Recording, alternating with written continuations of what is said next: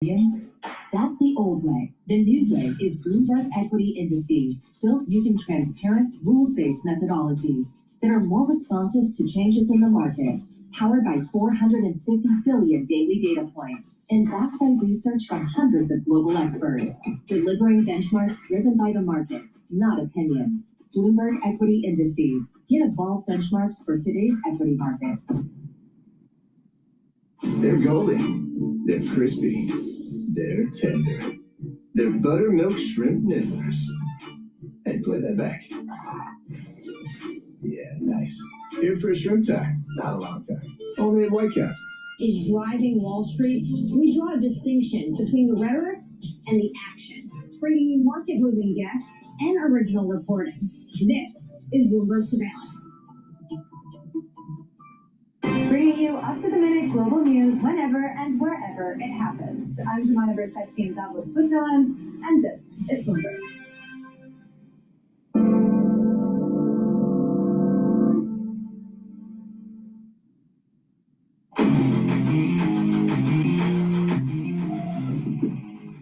The reality is where there's creation over here, there's disruption. Here I say destruction over here. And I don't think the market has fully appreciated that it's not necessarily a soft landing to get from all the growth and investment and world-changing capabilities of AI, but there's going to be a lot of roadkill left behind. That was Paul Taubman, Ph.D. partner, CEO, speaking with me on Bloomberg Deals about what he calls AI roadkill. And that warning comes as private credit funds also face the pressure of overexposure to software. Morgan Stanley and Cliffwater cap investor withdrawals amid mounting stress. Let's get some perspective on the stresses in private markets. Mark Benedetti is the executive president at Ardian. Ardian manages $200 billion in assets, including 137 in private equity, 49 billion in real assets, and 14 billion in credit, with relatively limited exposure to. So what are you laughing at? Just a nice breakdown. Thank you. No, I looked this up before you came on because I was just thinking, Mark, we came through this period where everybody tried to go all in on private credit, certain firms, that's their main shtick, but you guys have kind of held loyal to private equity being the bulk of your exposure, and you don't have any retail funds in private credit either. Are you feeling happy about that mix of assets at the moment? Yeah, I think diversification clearly matters. That's what we're seeing in today's market. I also think that there's nothing wrong with growing slowly. We've had a private credit business for over 25 years, which means we're one of the few groups who've lived through an economic cycle. 60% of all the private credit funds that exist today were created post-Great Financial Crisis. So have they lived through? Do they know how to react when a portfolio company goes the wrong way or not? So I think that's very important. Can I just ask quickly about that? Because if we are in this world where there are more bankruptcies, how many funds out there do you think are able to take back the keys and do a restructuring and work with a company? Are we about to see some real angst if we are heading for a credit cycle? It's clearly a core competency. I do think that there are some groups who will be equipped to do it and some others who are not. I think, for example, there are some overexposures to software. Hello, my name is DrPaulCottrell, and we are live streaming on Rumble, YouTube, and my website, the-studio-reykjavik.com. Thank you for joining. I greatly appreciate it. We're going to go over the Iran war, how it's affecting the energy markets and the overall general market. The markets are open in the United States. There's been some breaking news about the supreme leader making a statement that the Strait of Hormuz needs to remain closed, but it was just a statement release, no video, no voice over. No one really knows if the guy is alive or if he's severely injured. So with that, energy markets are moving up. So we're going to go over that.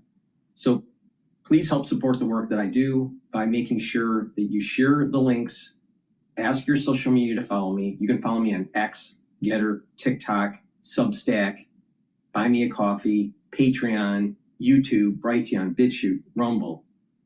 Lots of ways to follow my work. You can also follow my work on my website. You can listen to my audio podcasts, live streams, and I also generate periodically the news called Paper. You can watch all this under broadcast on my website. I also have great products that I offer on my website. I have course material on immunology and pulmonology, so you can learn about how your body works. I have ebooks about finance, medicine, and also artificial intelligence. I have 8 ebooks that I wrote over the years. And I have many supplements that if you take regularly, you're going to slow down the aging process and boost up that immune system. And these are products that I take regularly as a protocol to slow down the aging process. So with that said, please go to my store, the-studio-reykjavik.com, and get the great products that I offer. I have magnesium and zinc. Magnesium and zinc is super important to take because it'll help to boost up your immune system. It'll help with your brain function and also increase the efficacy of vitamin D3. Vitamin C and magnesium helps with skin, helps with the immune system, and helps with brain function. You can take them together, you can take them separately, it's up to you, but it is beneficial to take them together. So please go to my store, the-studio-reykjavik.com, and get the vitamin C and magnesium and the magnesium and zinc. It's really important for brain function. A lot of people don't realize, but the crisis that we went through in 2020, there's an aftershock. Many people are going to have problems with neurons, the neuron connection, early onset of dementia, memory loss, kinematic issues. There's lots of problems that people are going to start to manifest or have already started manifesting because of the crisis that we went through. And one way to mitigate or modulate the issues from 2020 is to improve your brain health and improve the health of your neurons. You can do that by taking the magnesium and zinc. So you can also do that with the vitamin C and magnesium. Magnesium is really important for brain function. But I have other supplements that will also help with neurons, neural health. They're very powerful neurostacks that I'll talk about later. So thank you for joining. I greatly appreciate it. With that, let's listen into the BBC.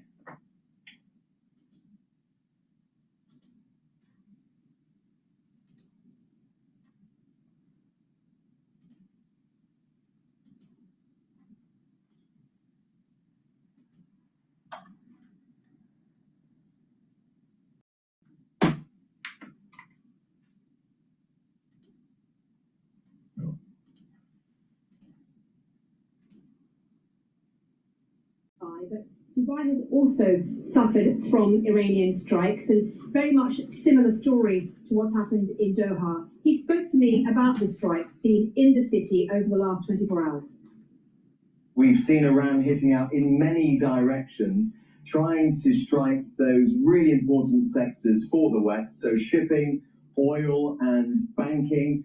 Here in Dubai, we saw a drone this morning that came down quite near the financial center here, and at the same time, you've got some banks saying that they're going to be shutting for a few days at least, with their staff working remotely, responding to this threat from Tehran that says that it will hit out at businesses and banks, American ones and others, because it says that Iranian banks have been targeted. So here in Dubai, people are on the alert. Last night there was a skyscraper, a distinctive building that was struck in the early hours. The authorities here saying that the building was evacuated, but that no one was injured. But the pictures today show where the impact was, and I think the thing to stress is that, yes, much of the aerial assault is being intercepted, but things are getting through, Marianne. And what about people inside Dubai, Nick? It's very difficult to gauge, to be honest with you, through social media and online, how exactly people are feeling in Dubai about what's happening there. Well, I think that picture that you painted when you were talking to Barbara a short time ago is one that's reflected here as well, obviously being Ramadan and also a lot of construction workers, other people out and about. You might be able to hear all the construction work go on. That hasn't stopped. Every now and then, periodically, People may go inside when they receive the alerts that you were talking about to their phones. But in a way, there has been a sense of normality for some people, others online in particular, being very strident, saying that I feel safe, this is a secure place, and everything is being done to protect us. But they might be going about their lives as normal or saying that they are, but these are not normal times because these alerts continue to come in. We've seen these drones be intercepted and in some cases get through. And the United Arab Emirates government saying that they in the past 24 hours have intercepted drones as well as cruise missiles and ballistic missiles. So I think lots of people have their own personal thoughts on their own safety and how secure they feel. But the alert remains in place here as Iran continues to lash out at its neighbours, in particular the UAE, really in the firing line. That's Nick Beak in Dubai. Continuing coverage here on BBC News. Stay with us.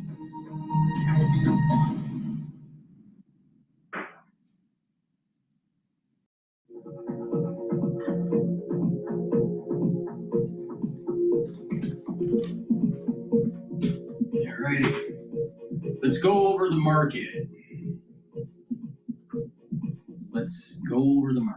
So the S&P 500 is trading at 6,698. I still have a year-end target of 7,400 to 7,800. Trust me, buy into the market here. You're going to benefit. All right. VIX is at 26.53 right now. If you pay attention to the update that I published last Sunday, I think it's episode either 34 or 35. I think it's 34.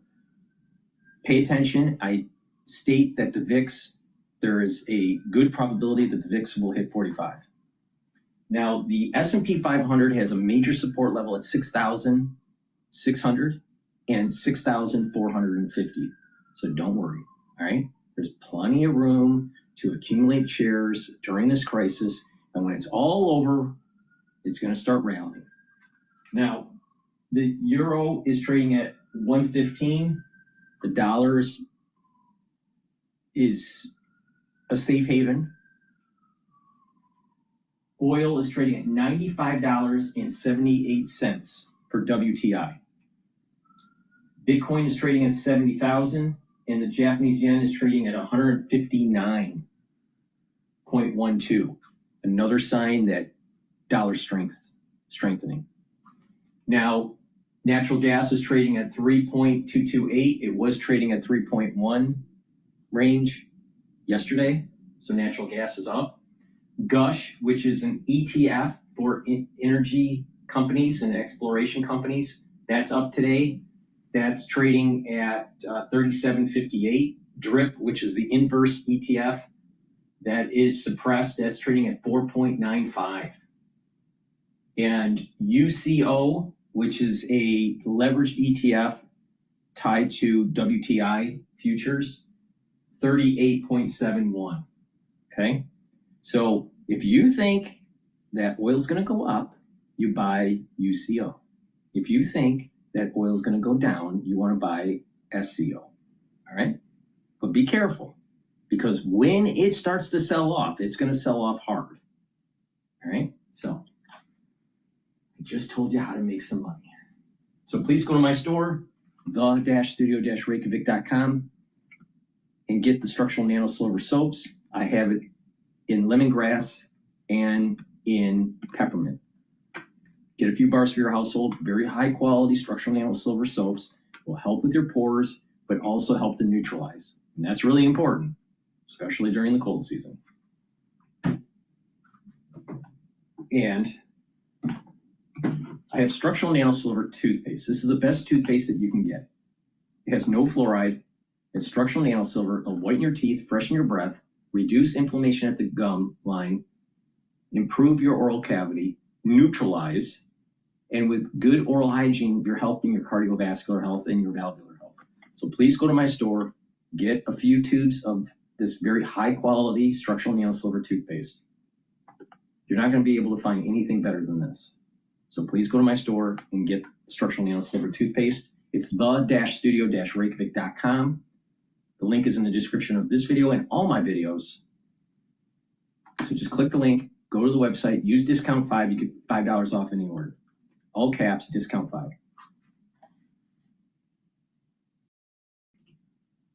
Let's go to Al Jazeera. To use those bases to attack Iran, Right. but nevertheless they Iranians, found this. right, Rob, the Iranians seem to, the Iranians are saying, including the guests I had previously, that attacks are being launched from bases in this region, from U.S. bases in this region. Is there any evidence today to support that claim?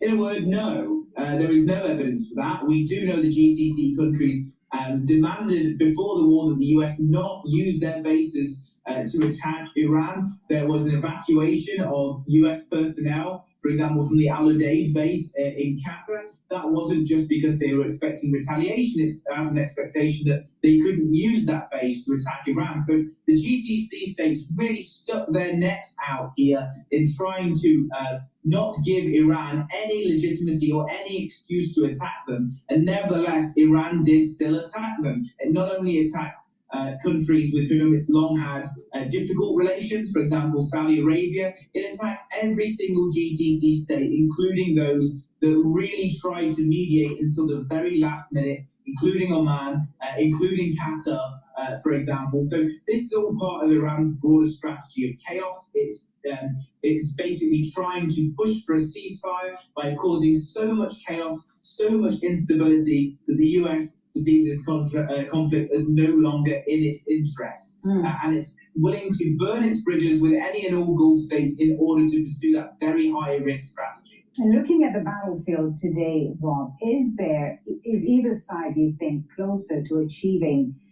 a decisive outcome, or are we entering a phase of this conflict that's going to be basically a deadlock? I mean, we don't know exactly what the ultimate goal is for the US, but what does it say about where we are at this time of the conflict?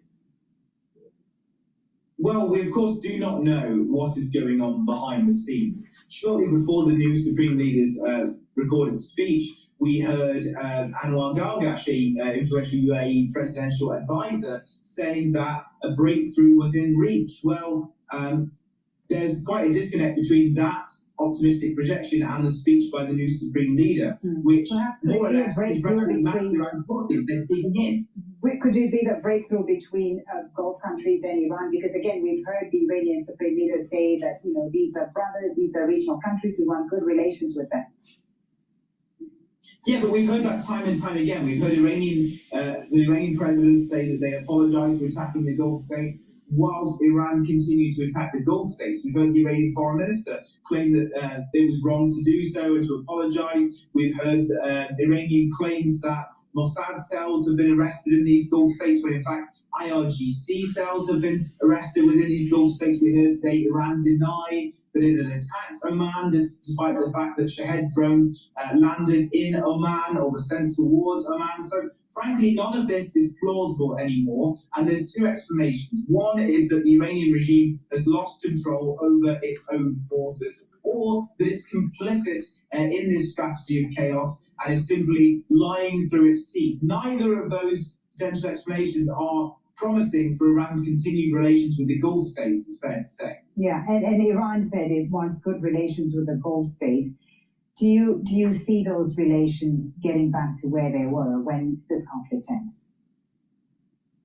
Well, the Gulf states know they have no choice but to have some kind of dialogue with Iran. This is normally any kind of situation like this. For example, looking at the Israeli front, you saw that Israel passed messages between themselves and Hezbollah, between themselves and Hamas, before the recent confrontation. So we'll probably have a similar scenario where there are still channels open between the Gulf states and Iran, though I think it's fair to say, and you guys in Doha will probably know better than I, that there is now very much no love lost between the Gulf states and Iran. Not just Gulf leaders, but Gulf publics as well. There is a real feeling that this is not their war, they are not legitimate targets, and particularly their civilians are not legitimate targets, but Iran continues to pound and target GCC cities from Riyadh to Doha and everything in between. Rob, thank you so much. Always good to get your analysis. Rob Spenfold joining us there from London. All right, we're going to probably go to the BBC or to CNBC But before I do, please go to my store, the-studio-reykjavik.com, and get the Max 35, Max 14, or Cleanse. They're at different price points and different parts per million. Max 35 is 35 parts per million. Max 14 is 14 parts per million. Cleanse, 30 parts per million. But you take it the same way. Teaspoon a day, every day. Swish it in your mouth, gargle about 20 seconds, and then swallow it. This will help to improve your oral cavity, neutralize, and help boost up your immune system. It's really easy. Take it every day. If you're not feeling well or someone around you is not feeling well, take a tablespoon or two a day, and then go back to your maintenance dose once everything's all clear. I've been doing this protocol for 6 years. So please go to my store, the-studio-reykjavik.com, boost up that immune system. And when you're boosting up your immune system, you're slowing down the aging process. A lot of people don't realize a common cold that you get twice a year or 3 times a year takes 9 weeks for your body to fully heal. So you're sick for about a week, and it takes about 2 weeks to actually remodel the damage that is done to your tissues. So the average person gets a cold 2 to 3 times a year. So that's 9 weeks out of the year, and every year.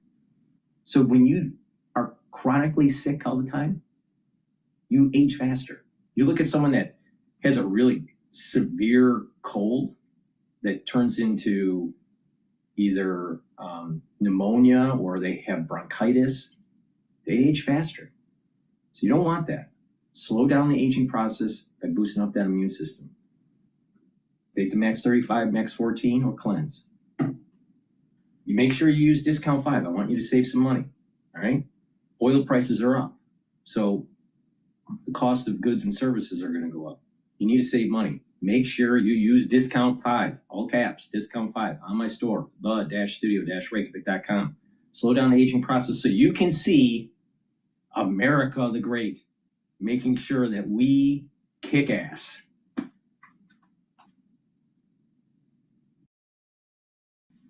All right, let's listen into CNBC. Longer than this intensive war of the last 12 days. Ambassador, a lot of ink's been spilled this week on whether or not there's white space between what the United States sees as an end goal and what the Israelis see. Do you think there's a difference? I think there's a certain fundamental built-in difference, and that is the United States is a very big country, far away from the base, not threatened with imminent destruction. They're threatened with destruction in the long run. And Israel's a small country in Iran's backyard, and we are very much facing existential threats, not just threats from Iran.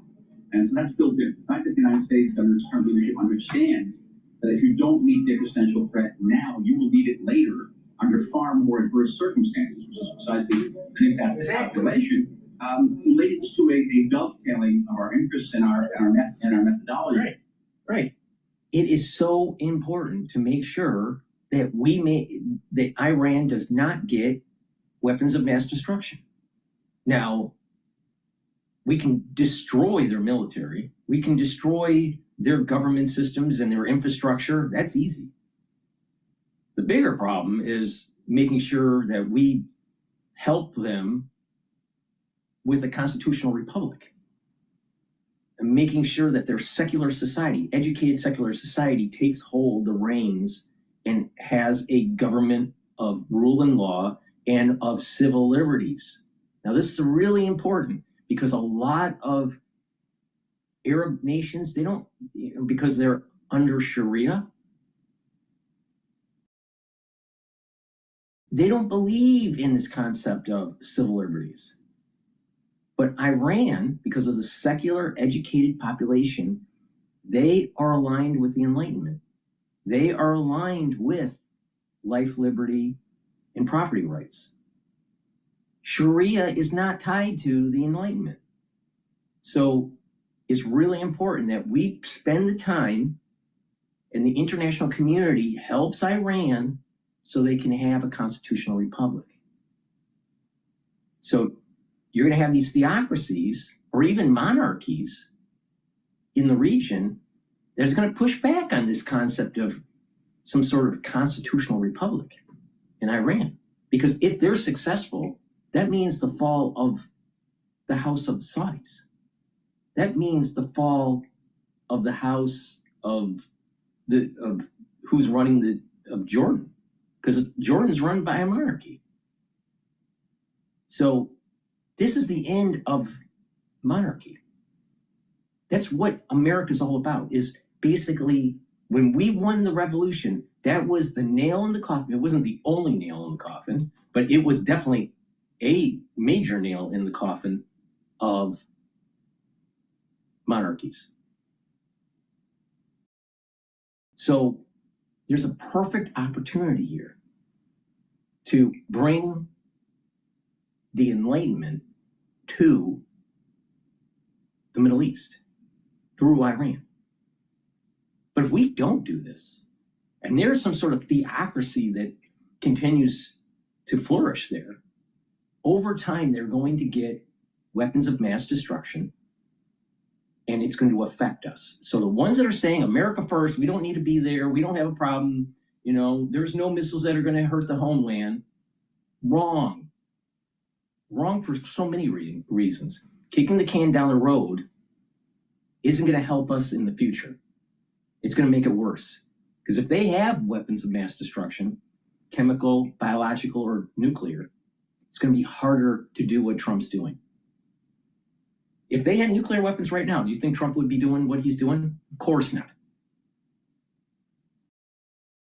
All right? So it's really important to make sure that they don't get weapons of mass destruction. But not just that. China is a competitor to the United States, not just economically, but militarily and politically.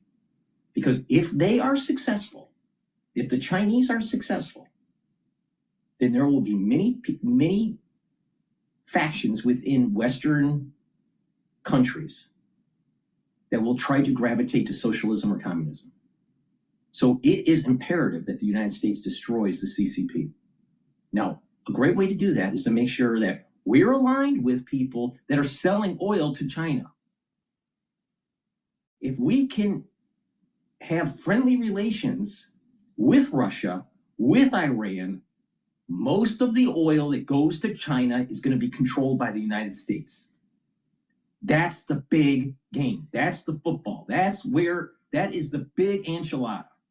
And all of these people that are America first are too stupid to see it.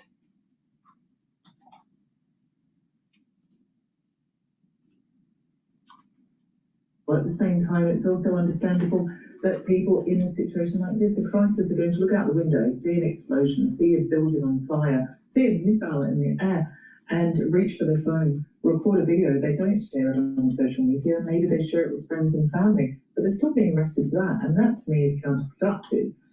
If they're concerned about the UAE being seen as dangerous, and I think this is the main thing, and what it speaks to, is they don't want these pictures hanging around on the internet, these videos showing Dubai under attack, and they're going to be around for years. It potentially damages the country's economy. And so there's also that in mind. It was the same with Princess Haya and Princess Latifa. People weren't allowed to speak about these cases because they were damaging. So with us around the world and across the UK, this is BBC News. All right. I want to take a look at Fox News here.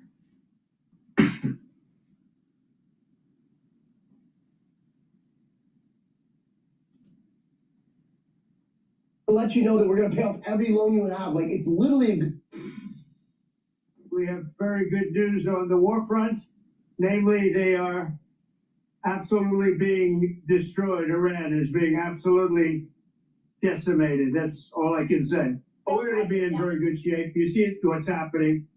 They are pretty much at the end of the line. Doesn't mean we're going to end it immediately, but they've got no Navy, they've got no Air Force, they've got no anti-air traffic, anything. I'm a supporter of Trump. I voted for him 3 times, but I will call strikes and balls, you know, if I see something wrong with Trump. All right, he's executing the war in a manner that most people did not think that the United States military could do this so fast and so effectively. So that's a good thing. problem is with Trump is that he sometimes talks in hyperbole. You know, he still hasn't really admitted to the American public that affordability is an issue for many people in the United States. All right. Yeah. Inflation rate has been stabilized and has been going down since the Biden administration, but absolute cost for goods and services have remained high. So the inflation rate doesn't mean anything to the average consumer. When they go to a grocery store, their bread and eggs and milk are still too damn high. Their housing costs too damn high. Buying a new car or leasing a car, too damn high. All right. So cost of goods and services are still a problem. He's been able to stabilize the inflation rate, but he hasn't fixed the high cost problem. Then you have unemployment rate is at 4.4%, relatively low historically. Natural unemployment rate's about 5%. So it's below natural rate of unemployment. The problem comes in is that there's lots of people that are young that can't get into the workforce, or they're underemployed. Big problem. 52%, according to the St. Louis Fed's data,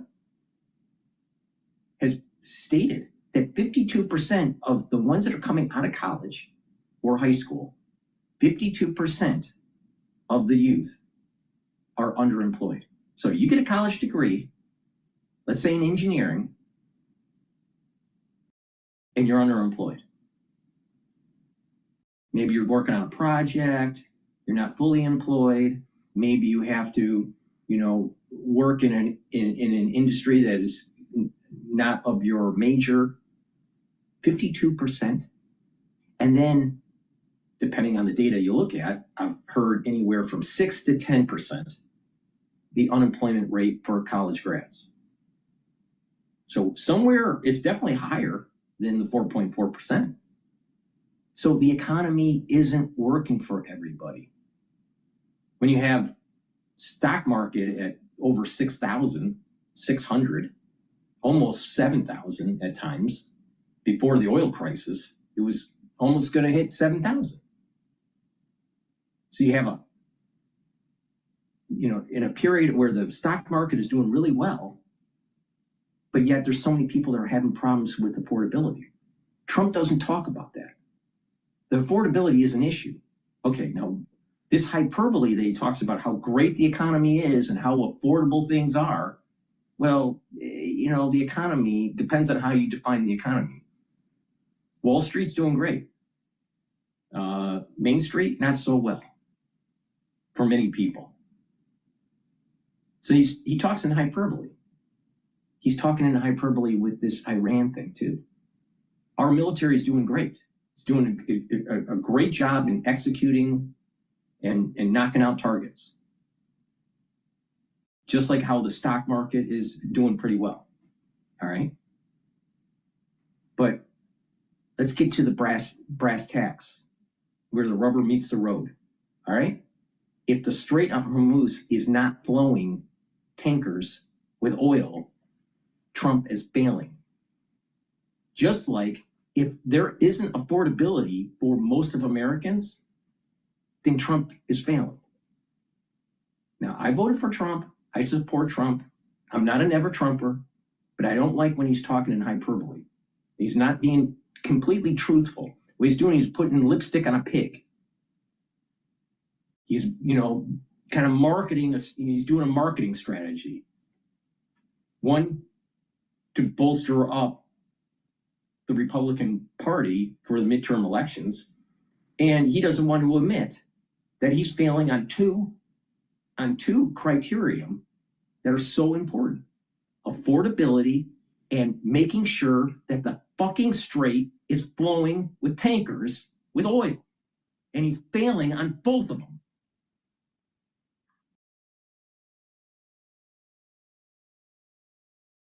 Systems of control, which is riding free range over that country. Most people say it's already been won. It's just a question of when. when do we stop? We don't want to let it regrow, and ideally would like to see. All right. Destroying the IRGC, great idea. Decapitating the Ayatollah, great idea. But the way he's talking, it's like at any given moment, I can just lift up the phone and tell my generals to stop. Really? Really? Do you think that the oil tankers are just going to start flowing when he decides to pick up the phone and say, General, stop shooting? Because the Iranians still have the capability of knocking out the fucking tankers. And Trump, because he's not intellectual, he's street smart, he's got a lot of blessing, he is a lucky person. He's more lucky than most people in this world, but he's not an intellectual. He probably has never read a full cover-to-cover book in the last 30 or 40 years. And I am 100% right on this. The goddamn Strait of Hormuz needs to flow with oil, or it's going to be a major catastrophe economically. He's talking like he's building the Taj Mahal in Casino Land in New Jersey, not paying attention that it was a bad idea.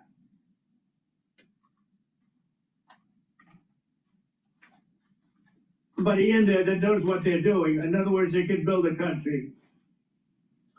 That's President Trump on Operation Epic Fury and how it's taken out nearly all of the Iranian regime's military infrastructure. U.S. and Israeli forces... Really? Taking it all out? Then why are the tankers still anchored in the Persian Gulf, not willing to go through the strait? Why is that? Because they can be knocked out. Because what Trump is saying isn't necessarily fully true. Just like now he's saying the economy is great. The economy is not great.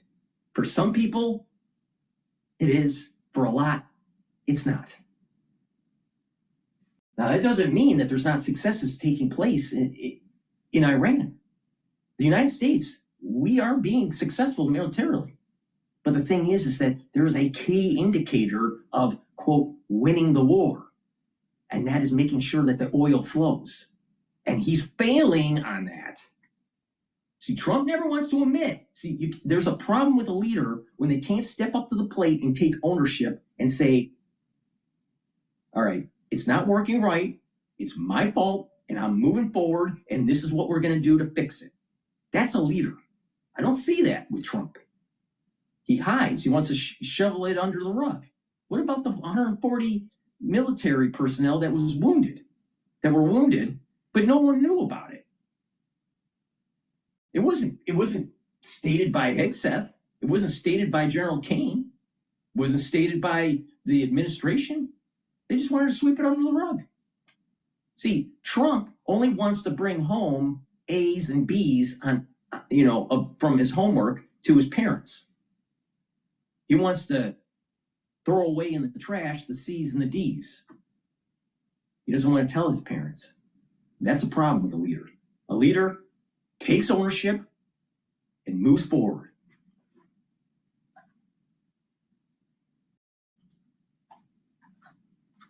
Barrage of strikes on Tehran throughout this week, despite harsh Iranian retaliation across the region, particularly yesterday. My next guest says we are seeing the beginning of the end of the Iranian regime. Joining me now is Ronald Reagan Institute Director Roger Zakheim. Roger, thanks so much for being here this morning. How would you assess this war? We know that yesterday... Now, keep this in context.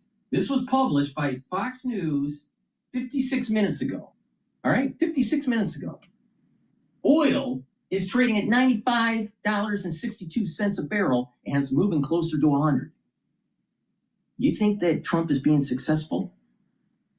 That the military is just, we've totally obliterated, the IRGC?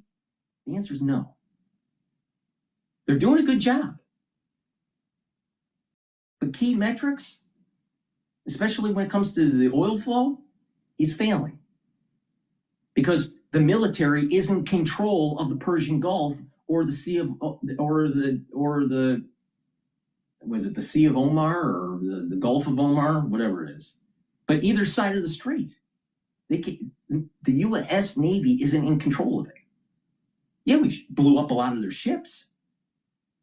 But when you have tankers that are only going through the strait because they're afraid of being hit by either rockets or by drones, the U.S. military hasn't fully neutralized the IRGC.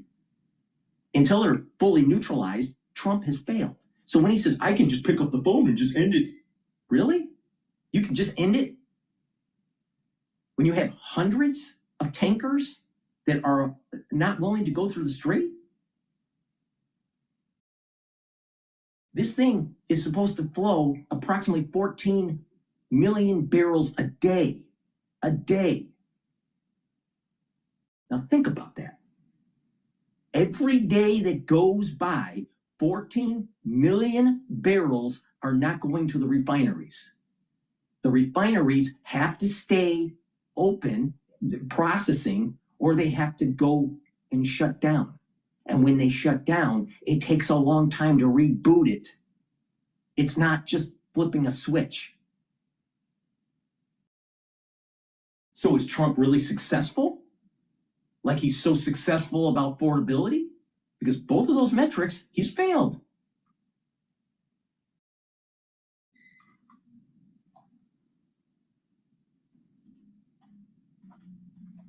Of ships were actually hit by Iranian fire. Your reaction?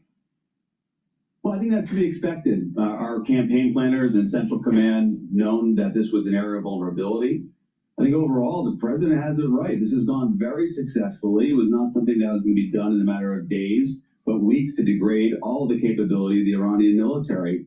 And the Straits of Hormuz, it's tight, 24 miles wide at its most narrow element. Over there was always going to be something that the CENTCOM planners were going to be focused on and knew would take time to clear out. And that's really where we are at this moment. But what we are going to see here, I think it's then why is the president saying I can end it at any time? No, you can't end it at any time. You have to clean the Strait of Hormuz so the tankers are flowing. Then you can end it. See, it's the same problem with the affordability. He doesn't want to tell the full truth. This is the problem with his personality. He's a blessed person. He's going to be more blessed than I'll ever be blessed. He'll be more blessed than you will ever be blessed. His family will be blessed more than your family will be blessed. Why? I have no idea. I don't understand the metaphysics of it. But sometimes Trump is not telling the full truth. And it's a problem, especially when people are dying. American citizens are dying, and he's not telling the full truth. I have a problem with that.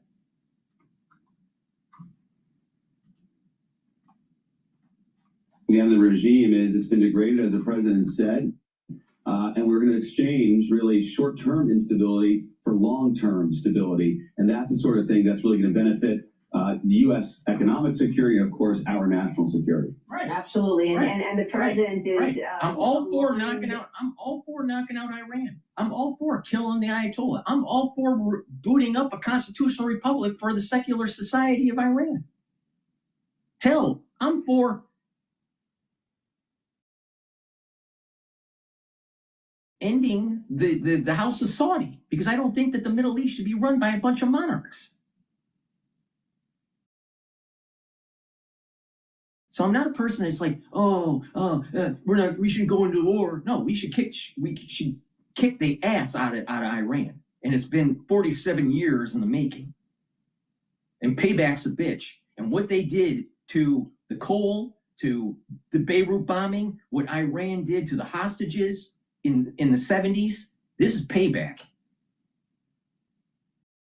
So I'm for killing the Iranians, all right, and destroying their country. But what I don't like is a president that's not telling the truth. You know, is this similar to what was happening with McNamara during Vietnam?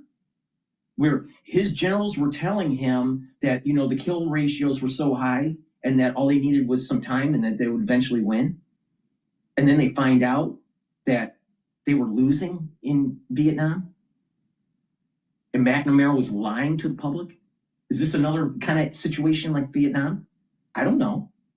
No one knows.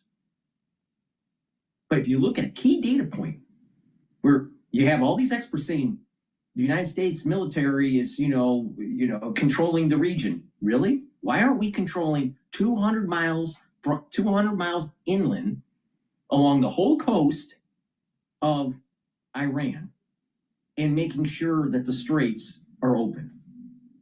Doesn't seem like we fully control that. Now, Trump said last night he's running out of targets. They've hit more than 5,500 targets. 5,500 targets. Wow. But the strait is still closed? That doesn't sound like success. People need to push back. But just because you're pushing back doesn't mean you're, America first, don't go into war type. I'm America first. But I'm about hegemonic power. There's nothing wrong with exercising our hegemonic power.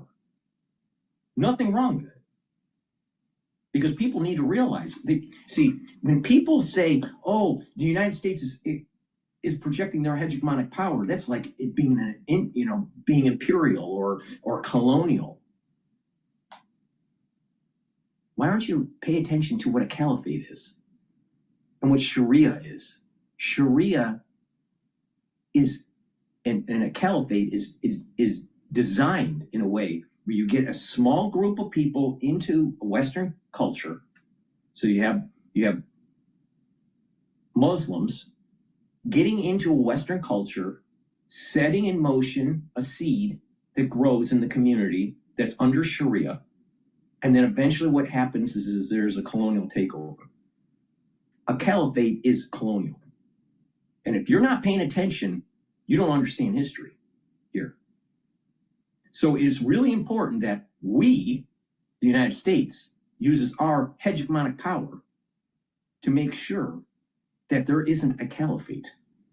Because a caliphate wants to destroy Western culture. It can't live with Western culture. It's antithetical to it. So Sharia and a caliphate is a colonial mechanism. So these people out there saying, oh, white privilege and we got to stop the colonial wars and all this stuff. Well, you're going to get colonialization, but it won't be American. It will be a caliphate. So which one would you rather live under? Would you rather live under the Enlightenment? Under Western ideals and Western culture? Or would you rather live under the tyranny of a caliphate? Because those are your choices. Now, if you don't think I'm right about this, take a look at what's happening in New York City with Mondani.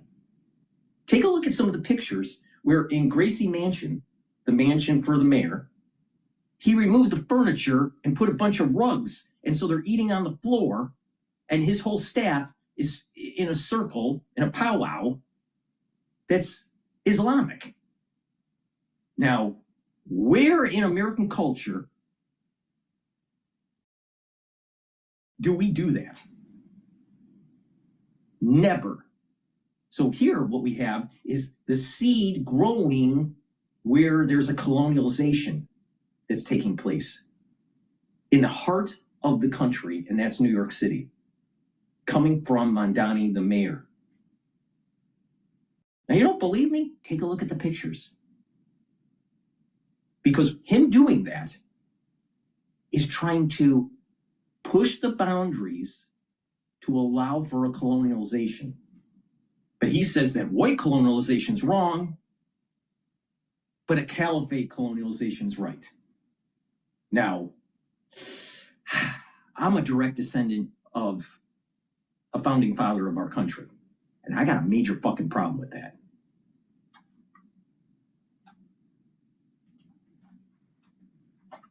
With that thinking when it comes to releasing oil as well. The president yesterday reversed course. He said he will, in fact, draw down 172 million barrels of oil from the Strategic Petroleum Reserve to help lower the price of oil, with a promise to fill it back up quickly. The International Energy Agency also going to release 400 million barrels of oil, the most ever, from its emergency reserves, as Iran is trying to fearmonger, warning that oil prices could go up to $200 a barrel as it fires back on merchant ships. Your reaction to the president's moves here on releasing the SPR oil?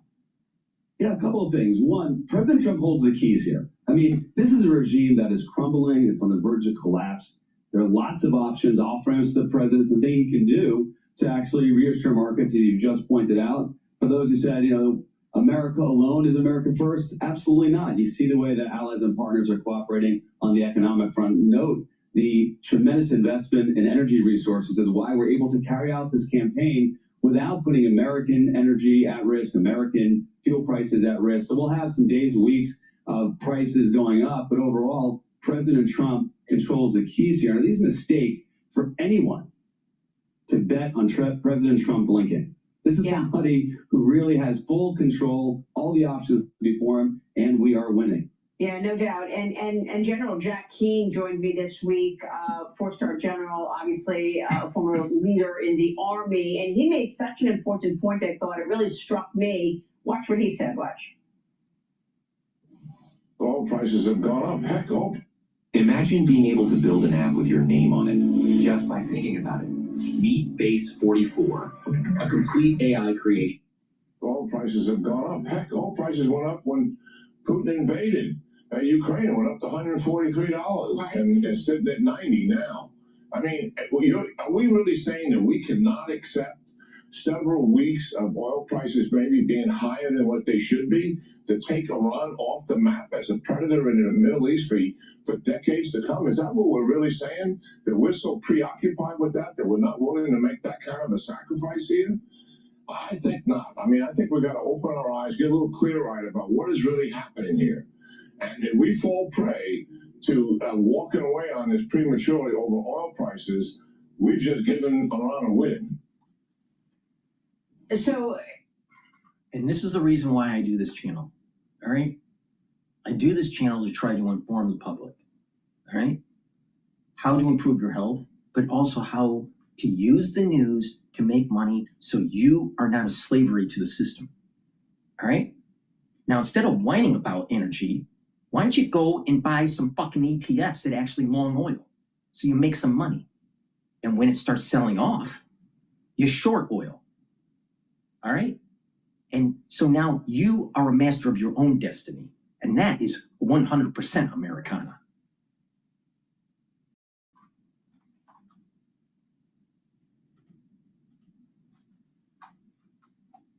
Understanding what the general just said, you still have a major issue in the Strait of Hormuz.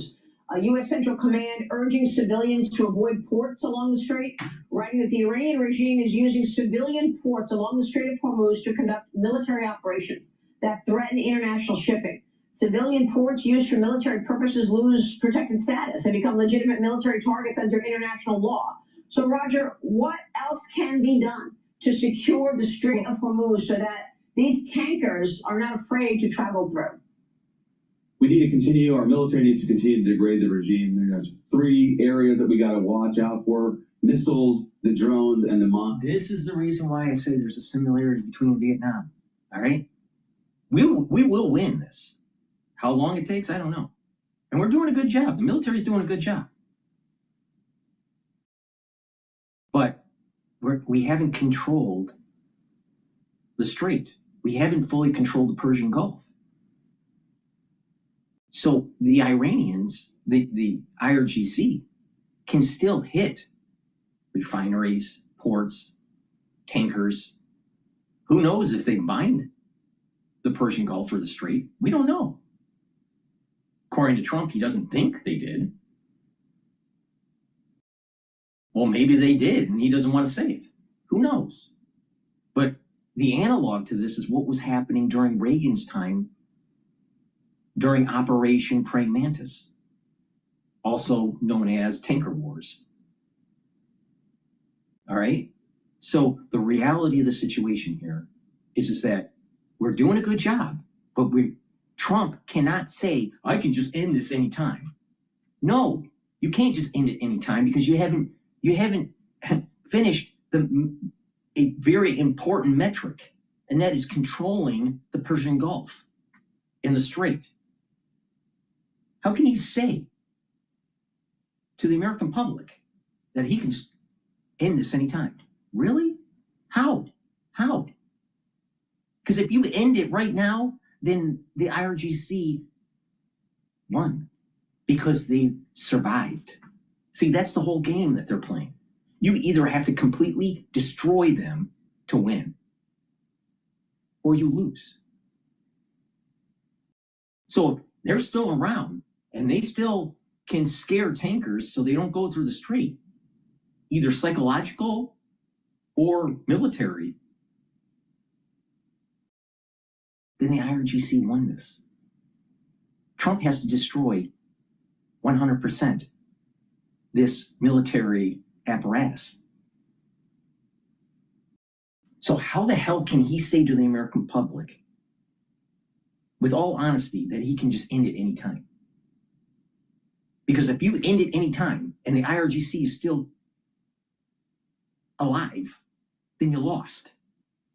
And we wasted lots of money and lives were lost. So you gotta win. You gotta win. So Trump shouldn't say, I can just end this anytime. He should say, as a leader, we're not controlling the strait yet, but we will, and we will completely destroy the IRGC. And they will not have any harbor. They're not going to be in existence. That's all he had to say. Not say, I can end it anytime. Because ending it anytime, like tomorrow or like in 3 hours, that means the IRGC won. This is the problem with a president that doesn't know history.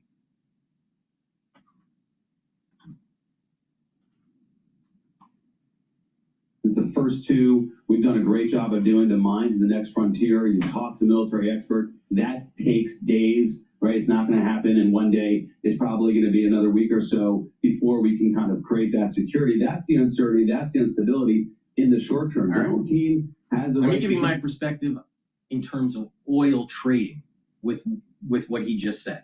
All right, we have a few indicators. All right, at the very beginning, the question was, is this going to be like just 12 days or a week? Or was it going to be 4 weeks? All right. So we passed the 1 week mark.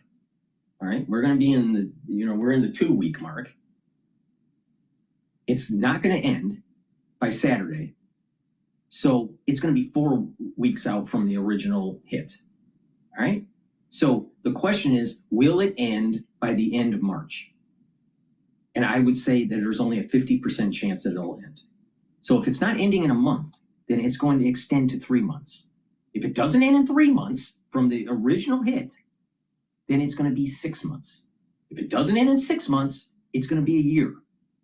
All right. Now, the reason why I'm saying this is that there is a Fib sequence. There's a Fibonacci sequence of nature, of human behavior, of social systems. And this is the reason why that if you have a problem like cancer, or if you have a problem in a complex organization, you want to solve that problem quickly before it metastasizes. All right? He has a problem. It hasn't metastasized yet, but if he doesn't finish this by March, it's going to be a bigger problem. And that means that the energy markets are going to trade higher. Now, that doesn't mean we're going to be trading at $200 a barrel, but it's going to be elevated. Maybe trade at 110 and then come back down to 90 and then, fluctuate. So if he doesn't finish by the end of March, this is going to last for 3 months. Mark my words.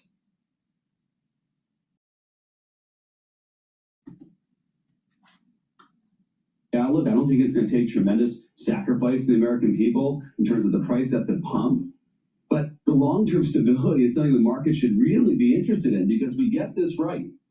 We're going to go ahead and secure a passage of economic commerce here that the world relies upon. U.S. has energy dominance, but the world overall, because 20% of energy goes through the Strait of Hormuz, really needs this. And so it's worthy investment for the next couple of week or so to go ahead and get this cleared out the fashion that CENTCOM has described, and then we'll go ahead and realize a long-term stability, one that, as you know, we haven't seen for decades. I mean, this is 40 plus years in the making. Yeah, but Roger, it's about the time that we kick Institute ass. just recently released this National Security Innovation-Based Report Card. And your institute gave America's defense modernization a D. You gave innovation leadership a B+. All right, I want to read off this National Security Innovation Base Report Card. All right. Defense modernization, D. Innovation leadership, B+. Pull through for broader national priorities, B. Customer clarity, B-. Innovation capital, B+. Private sector innovator base, A-. So we're, when it comes to the military industrial complex, we're doing well. Public and civil innovation base, C-. Manufacturing capacity and industrial base, D+. We really need to improve this. All right, especially with naval yards. We can't produce ships that our Navy needs. But not just that, why isn't the United States the largest ship producer for cargo ships and tankers? Why? Why is it somewhere else? Why is it South Korea or Greece or some other country? Why isn't the United States? We import so much stuff. Don't you think we should own and make the ships? I mean, it's just common sense. You don't need to have a Harvard degree. So we definitely need to bring back manufacturing. You can thank NAFTA. You can thank Bill Clinton. And you can thank George Bush Jr. in shipping the jobs to other countries. George Bush Jr. needed to fast track China into the WTO so they would vote yes for his military excursion right after 9/11. So 9/11 and the WTO for China are 100% tied at the hip. I bet you didn't know that. So we gutted our manufacturing for some short-term bullshit that we didn't even win in the Middle East for 20 years. We didn't win Iraq and Afghanistan. Hopefully we win Iran. International alliances and partnerships, C-. Talent base, D+. I mean, think about that, all right? Talent base in your manufacturing, defense modernization, all right? Those are all D's. Defense modernization. So we need to upgrade big time, all right? Especially being able to use less costly hardware. So when we deploy it and use it, that we'll be able to replenish it quickly, all right? So there's the replenishment flow and also the cost.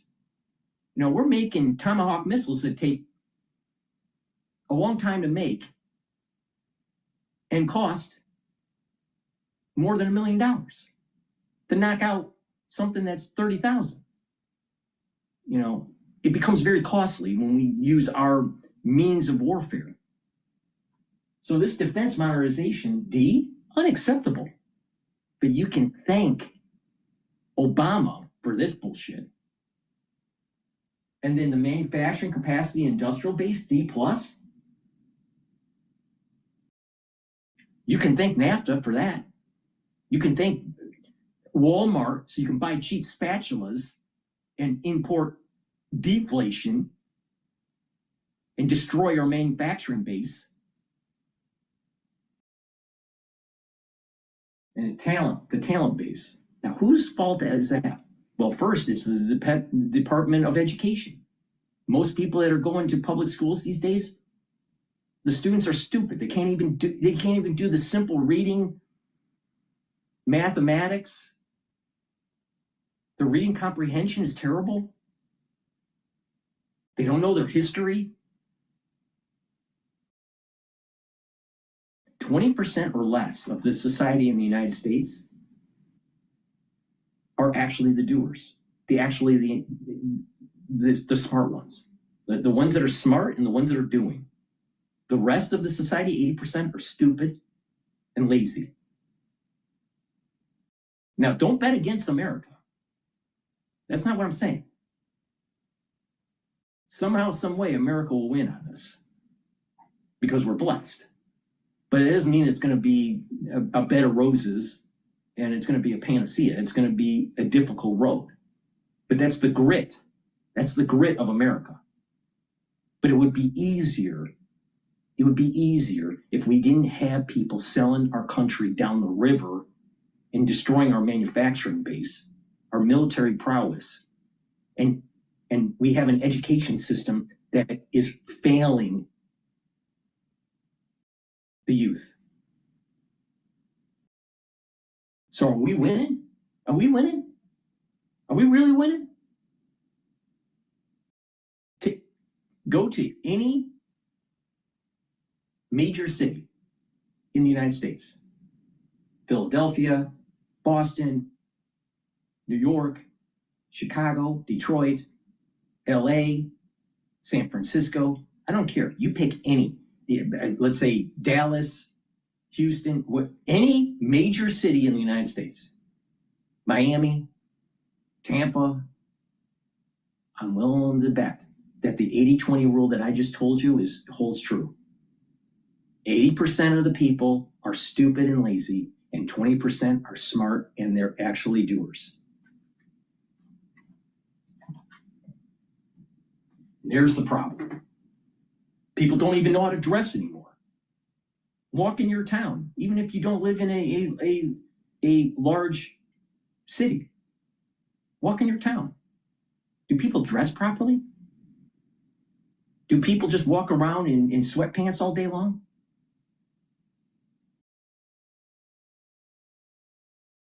Problem. I bet more than 50% of the society in the United States don't even make their bed.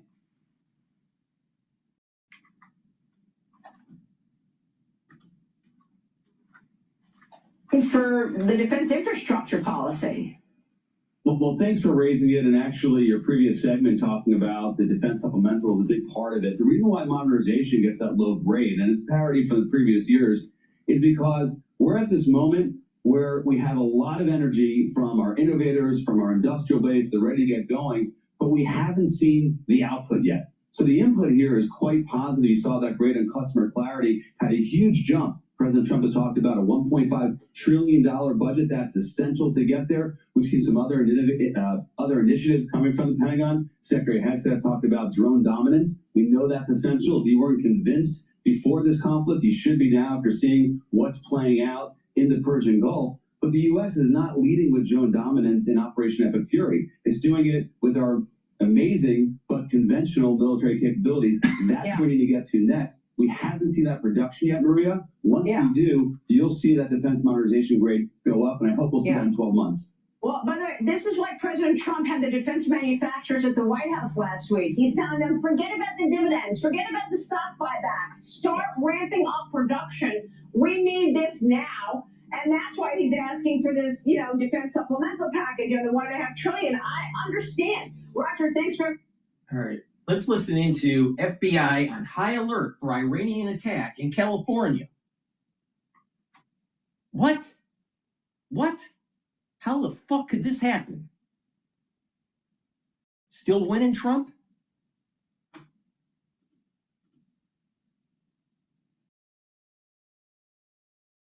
At Raising Cane's, we focus on making the most craveable chicken finger meals, getting them right every time.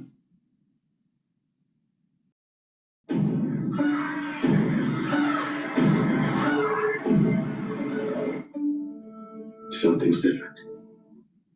Meantime, the FBI is warning of an alleged Iranian surprise drone attack plot on a target in California in retaliation for the U.S. strikes on Iran. Mark Meredith joins us live from Washington with all the details. Hi, Mark. Carly and Don, good to see you both. American cities coast to coast remain on alert for any potential terror attacks amid the war with Iran. And there is a particular concern in California where officials are on the lookout for for any potential drone attacks. For years, Iran has relied on drones to carry out deadly airstrikes across the Middle East. Today, those concerns a similar attack could be launched off U.S. shores. There was a bulletin issued a week ago, but it was not released publicly at first, which says, we recently acquired information that as of early February of this year, Iran allegedly aspired to conduct a surprise attack using unmanned aerial vehicles, UAVs, from an unidentified vessel off the coast of the U.S. homeland, specifically against unspecified targets in California, in the event that the U.S. conducted strikes against Iran. We have no additional information on the timing, method, target, or perpetrators of this alleged attack.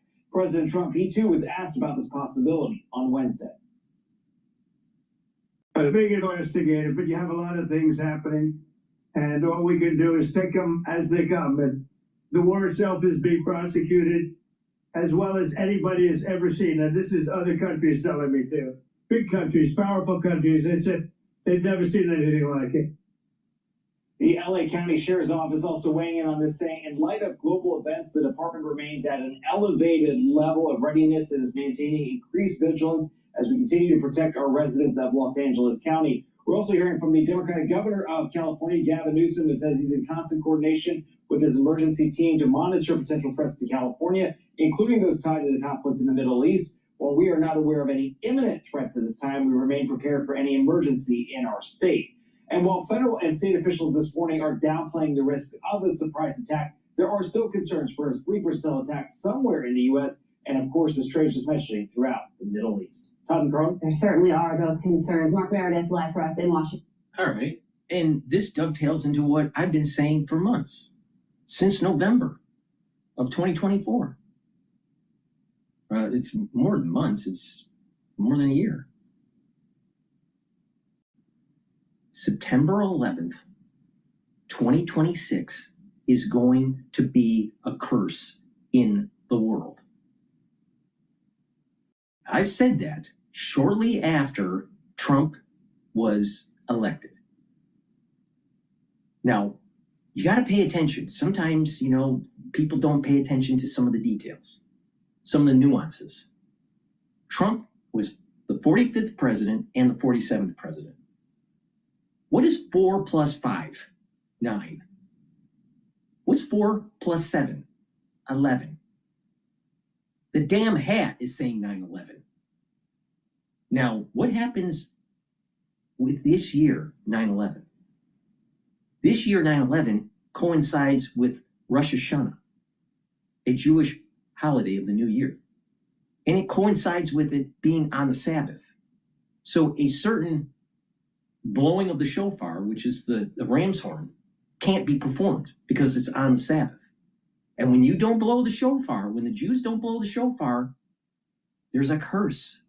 Now, it could be on the community, it could be on the people, it could be at a country level or a worldwide level. But because of the things that have been happening since October 7th of 2023, do you think that the world is a better place? Do you feel that there's more peace and harmony? Or do you think there's more fighting, infighting? There's more infighting in the United States between liberals and conservatives, between Democrats and Republicans, between Muslims and Jews. Anti-Semitism is an all-time high. Do you think that the world is going to be blessed when the ram's horn isn't blown on September 11th? And September 11th is like a scary time for the United States. Not just that. Societies and individuals have soul roots. That's where the power of our soul comes from. There's an energy force. It's called a soul root. This is written in the Zohar thousands of years ago. All right? So I'm not making this up. All you got to do is look up the Zohar and soul roots. All right? And this is the energy force that people have. But that soul root also happens at a societal level or a countrywide level. A country has a soul root. The United States has a soul root. Okay? Now, the two major soul roots that we are worried about in the modern context is the soul root of Jacob and the soul root of Esau, the two twins in the Bible. They don't like each other. And guess what? They're fighting. And these soul roots go back and forth in terms of strength throughout the year. From February, March, April, May, June, July, the strength of the soul root for Jacob. August, September, October, November, December, January is the soul root strength for Esau. So it happens in a cycle. We're September 11th. Who has the strength? Esau. That's bad. And that's the reason why every time something bad happens to America, it's in September and October. Now, I just told you something really deep. Way more, like 50 IQ points higher than any fucking buddy in mainstream media. America is in danger coming with 9/11 in 2026. But it's not just the United States, it's the whole fucking world. Now, don't you think that if Trump doesn't get this done in March, I said that it's going to kick out to 3 months. That's April. April, May, June. All right? Jacob still is strong in terms of the energy force. But if we can't get it done in 3 months, it's in 6 months. And so now we are now going into the danger zone. So if you got all these sleeper cells that are in the United States, and you have this kind of intifada kind of, thing going on worldwide, because look at Europe. Europe is overrun. Do you think Britain is British anymore? It's Muslim. Do you think France is French? It's Muslim. Do you think Germany are Germans? It's Muslims. So don't you think that as we go into this danger zone, that there are going to be hits very reminiscent of terrorist activity in the 80s and in the 90s? The answer is yes.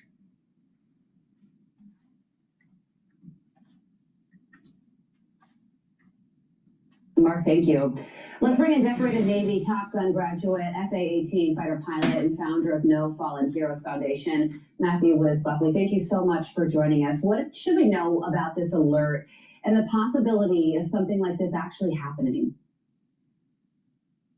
Oh, good morning, Carly. Always a possibility when you leave the southern border wide open for the past 4 years. It's just an absolute disgrace. Not only wide open, but I remember Fox showing footage of the then Biden administration actually having forklifts lift up barbed wire that secured our border and letting people stream in.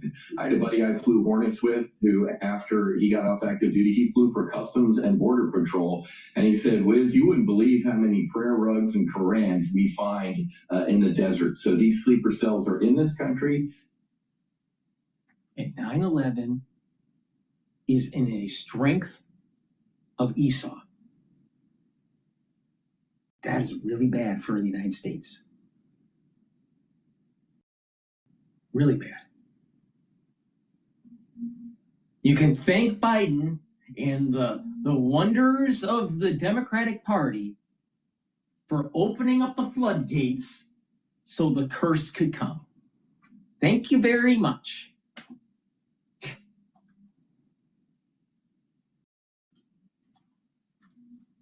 They are active. On 9/11, we had terrorists sitting in first class or buy airline tickets. Why would they do that to get into this country when they can just walk in? It's an absolute disgrace. I strongly recommend everybody keep their head on a swivel, and it's not just a glib saying. If you see something, say something, because you might just save a life. So it sounds like your concern is more the possibility of a lone wolf attack as opposed to something like this that we just found out about yesterday, about the possibility of a drone strike off the coast of California, some more organized, large-scale attack from Iran? Both. I'd absolutely be looking at both. It is the job of our government to contingency plan. Before I went flying an F-18 Hornet, I said, what realistically could go wrong on this mission that I can think about right now in the air conditioning? So I guarantee you the FBI, the Department of War, all of these partners are sitting in a room in front of a whiteboard going, hey, what is realistic?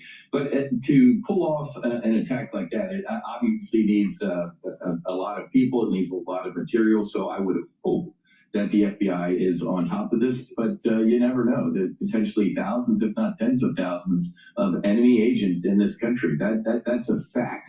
Whether they can band together and execute a mission like this, I don't want to find out. Well, let me add another unfortunate concern to the mix. Yesterday, there was a cyber attack targeting a medical device company called Stryker, and Iran is believed to be behind it. This is from the Wall Street Journal. They write, thousands of employees at Stryker woke up on Wednesday to find their cell phones and laptops were suddenly disabled by a major cyber attack. The hackers behind the digital assault said they were retaliating on behalf of Iran. And then on top of that, Iran is also reportedly honing in on attacking not cyber, but militarily, major tech companies like Microsoft, Palantir, IBM, and NVIDIA with offices in the Middle East. So how disruptive do you think all of this could be?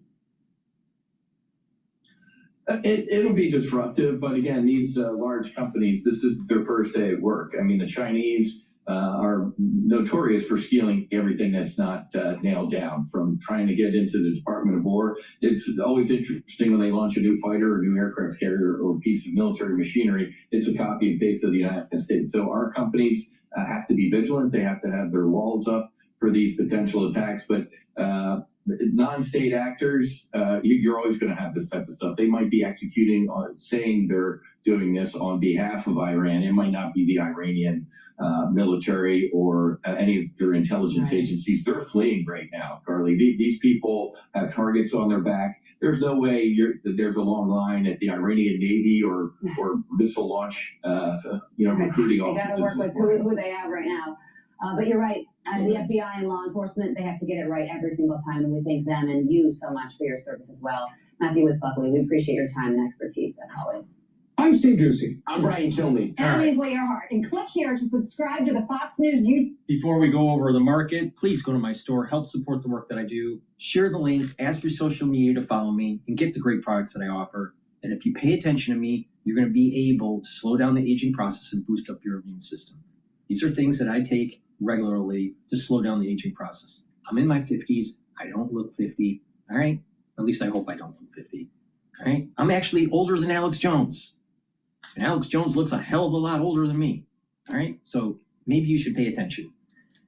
Resveratrol soaks up free radicals, helps the health of your mitochondria, boosts up your energy levels, helps with youthful gene expression, and it gets rid of cells that are just sitting there collecting garbage. It's called senescence. All right. Take resveratrol every day, slow down the aging process. This will also help with the basal layer for your skin.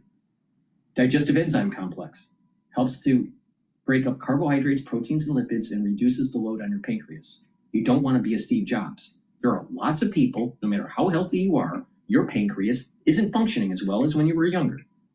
You better start getting the digestive enzyme complex to reduce the load on your pancreas, all right?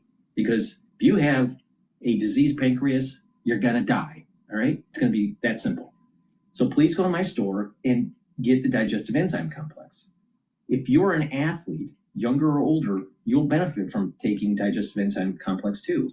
Why? Because you're going to be doing a pre or post fueling after your workout or before your workout, and you need to break up those carbohydrates, proteins, and lipids. This will help you. This has bromelain. It's fibrinolytic, breaks up clots. A lot of people have that problem lately. And digestive enzyme complex breaks up glycoproteins because it's proteolytic. That's super important, especially during the cold season. So this is an added benefit. This helps you to break up your food. This helps to reduce the load on your pancreas, helps to reduce clot formation, overclotting, all right? And it's also going to help you during the cold season because it's proteolytic. Vitamin D3. This will help with the gene expression in cells because it's a gene expression cofactor. It also helps to absorb calcium. If you do resistance training, it's going to help to build denser bones. You don't want to have brittle bones because if you fall and break your hip and you're elderly, chances are you're going to die in 2 weeks. Statistically, you break your hip, you die in 2 weeks if you're elderly. You don't want that, all right? So do resistance training, take vitamin D3. Vitamin D3 also helps with cardiovascular health, and vitamin D3 gets rid of cells that need to go into apoptosis when they're infected. That's the reason why it's so important to take while you're sick. Vitamin D3 does amazing stuff. Olive leaf extract, dual purpose, brings down inflammation and allows you to control your lipid profile. So you're boosting up your immune system and helping your cardiovascular system. And omega-3 brings down inflammation and helps with the lipid profile. You should be taking it every day. It stacks really well with olive leaf extract. So make sure you get the omega-3 and the olive leaf extract. All right? That's a great way to get healthy, right? And slow down the aging process. So please go to my store, use discount 5. You know why? Because we have inflation and I want you to save some money. Use discount 5, all caps, and get $5 off any order. You can use it as many times as you want. Go to my store, the-studio-reykjavik.com. The link is in the description of this video and all my videos. And get the great supplements that I offer. These are supplements I take every day to slow down the aging process. And guess what? It's working. All right. Let's listen into...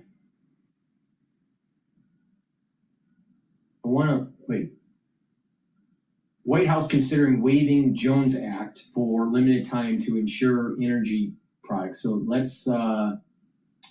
that's breaking news. Let's listen into CNBC here.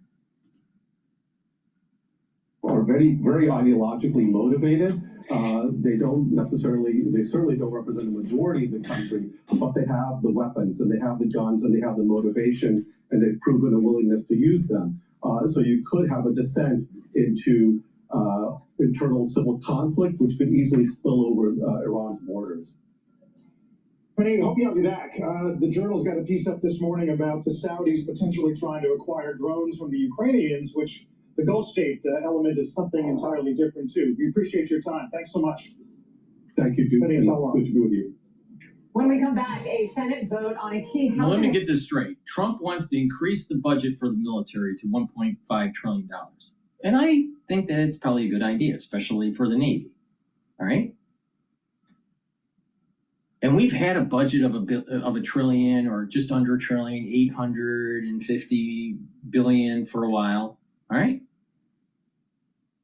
Why don't we have Hornets, like to knock out drones like the Ukrainians have? You're telling me that we can't? We have all of these little, robotics clubs in the United States. We have so many companies that, that can develop weaponry. We have DARPA, right? And we couldn't create Hornets to knock out Shahed drones? And we have to go to Ukraine to get them? What? See, things are upside down. And when you have ultra-liberalism ultra-liberals controlling the society, they want to just increase your healthcare costs. They just want to, add social programs to the society and make the society less efficient, less productive. This is what happens. You can't even make a simple $5,000 drone to knock out a Shahed drone. So we got to have cap in hand and run to the Ukrainians saying, please, give us your Hornets. Please. Do you know how much it costs to train from first day of service all the way to retirement for a general? 1st star, 2nd star, 3rd star, 4th star. General. It's a lot of money. And none of them fucking could have a war plan and have hardware like a Hornet. How long has this war been going on in Ukraine? I believe it started in 2022. It's 2026. Why the hell don't we have our own Hornets? Makes zero sense to me. But, you know, I have a degree from Harvard, so maybe I just don't know. I'm telling you, we've had people that have been selling America down the road, and we need to wake up and push back.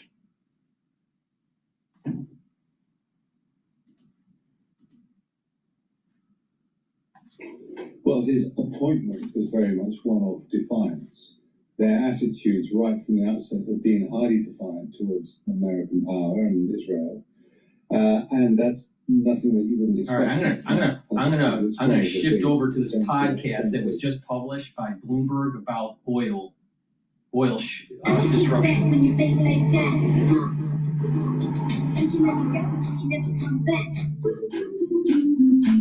So a couple of things that work together. This decentralized decision-making, given our ability to impact internal communications within the government.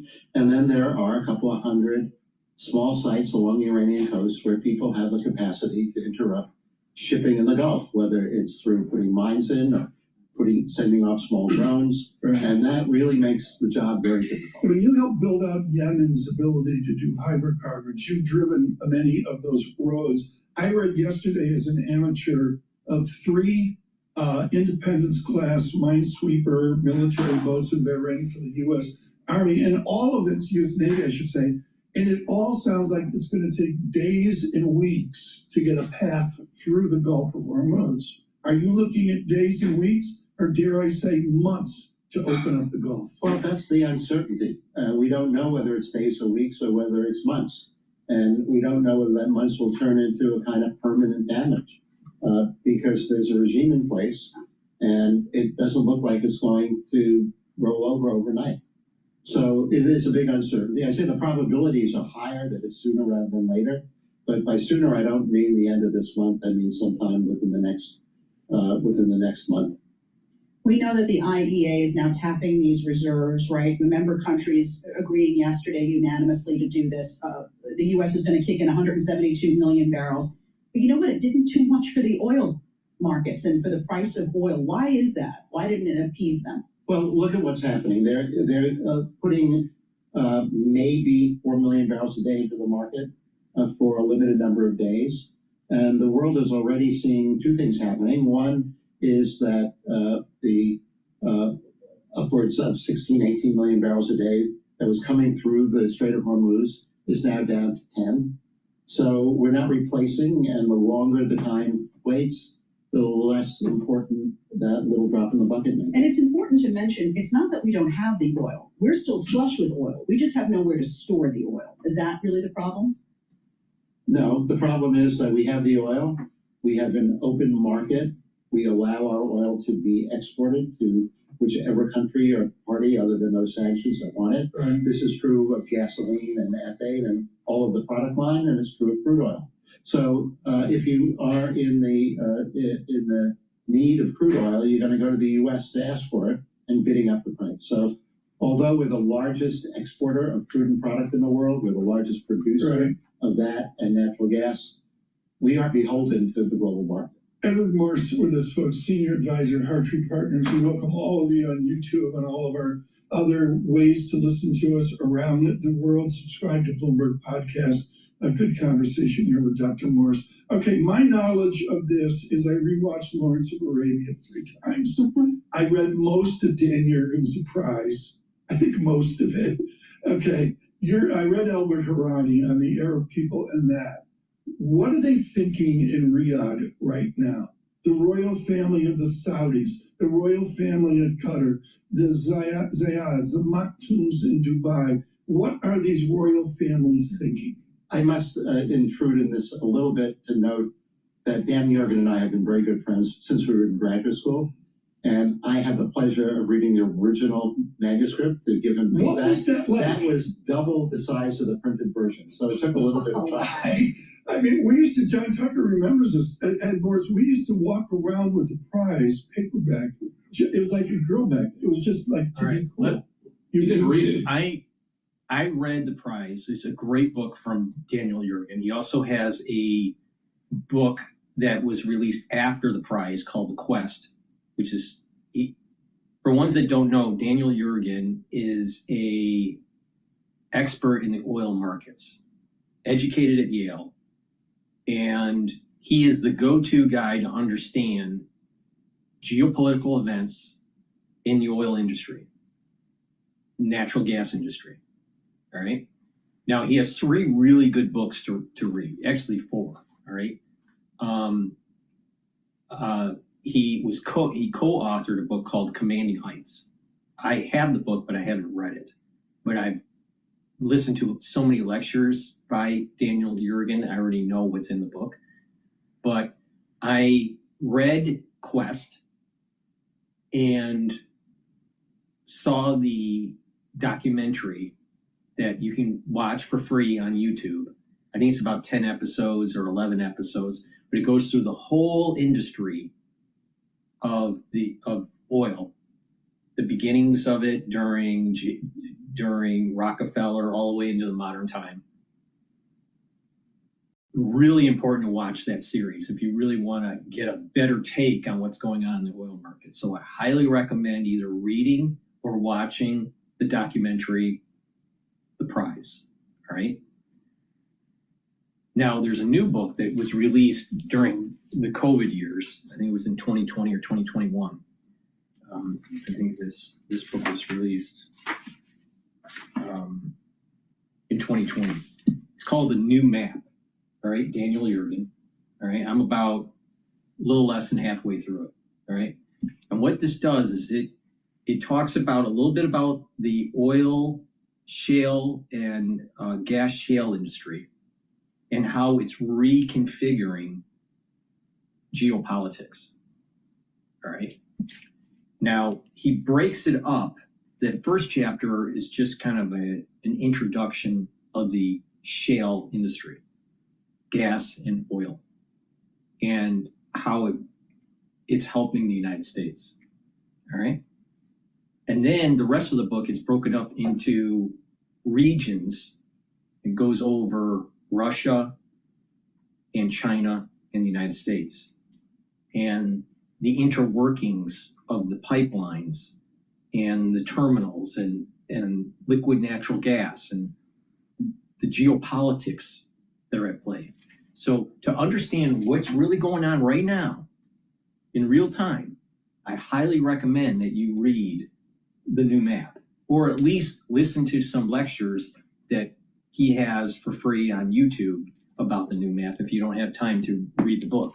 But it'll give you a better understanding about what's happening here. And it's important that the United States gets a regime in Iran that is aligned with the United States. So we have leverage on China if China goes into Taiwan. All right? So the reason why we went into Venezuela was because it's heavy crude. The Middle East is mid-level crude in terms of density, viscosity. And refineries are fine-tuned to use either light sweet crude, heavy crude, or Middle Eastern crude or medium crude. All right? And these refineries are fine-tuned based on the viscosity. Well, PADD 3, which is in Texas, and most of the refineries in PADD 3 are in Texas and Louisiana, they need heavy crude, but could process some of this Middle Eastern crude.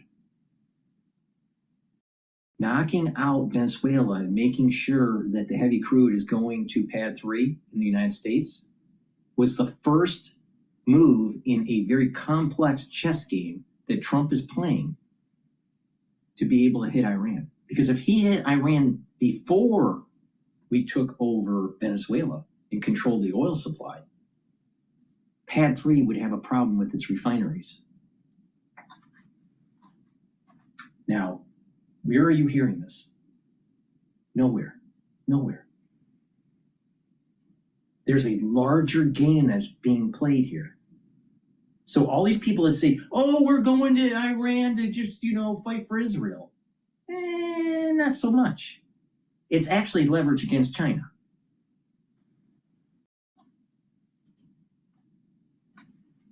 What was it like when you first read an absolutely definitive book? Well, the history that he did was just truly extraordinary. So it became the one place to go if you want to understand where oil markets came from and where they're going. Okay, but folks, in all my travels over there, you do background reading and that. Thank you to the University of Durham in England for definitive work. The first Mercedes dealership in Abu Dhabi, there were no roads. They're driving the Mercedes around in the sands. The tribal structure that Alfred Harani wrote about definitively in one volume, Ed Morse and how these royal families are responding to Persia. Well, they're responding in the longer term and the short run. So, people have been saying that nobody in the Gulf wanted the U.S. to do this. That's absolutely untrue. There are significant reports that indicate that members of the royal families of a lot of those countries were encouraging the U.S. to do what it did. It's just as simple as understanding the dynamics between the Shias and the Sunnis. Islam is fractured. Shia is the Ayatollah, and they don't like the Sunnis. So just religiously, the House of Saudi needs the Ayatollah gone. Now, they have a lot of money. The Saudis have a lot of money. They can buy any car on the planet. I don't know how many Maybachs they have, how many Rolls Royces they have. That's a lot. But they don't really have a strong military. They don't even have a very high population. Not that long ago, they were just herding camels. They got a lot of money. And they have Mecca. And so there's this infighting between the Shia and the Sunni. So just from a religious standpoint, they want the Ayatollah gone.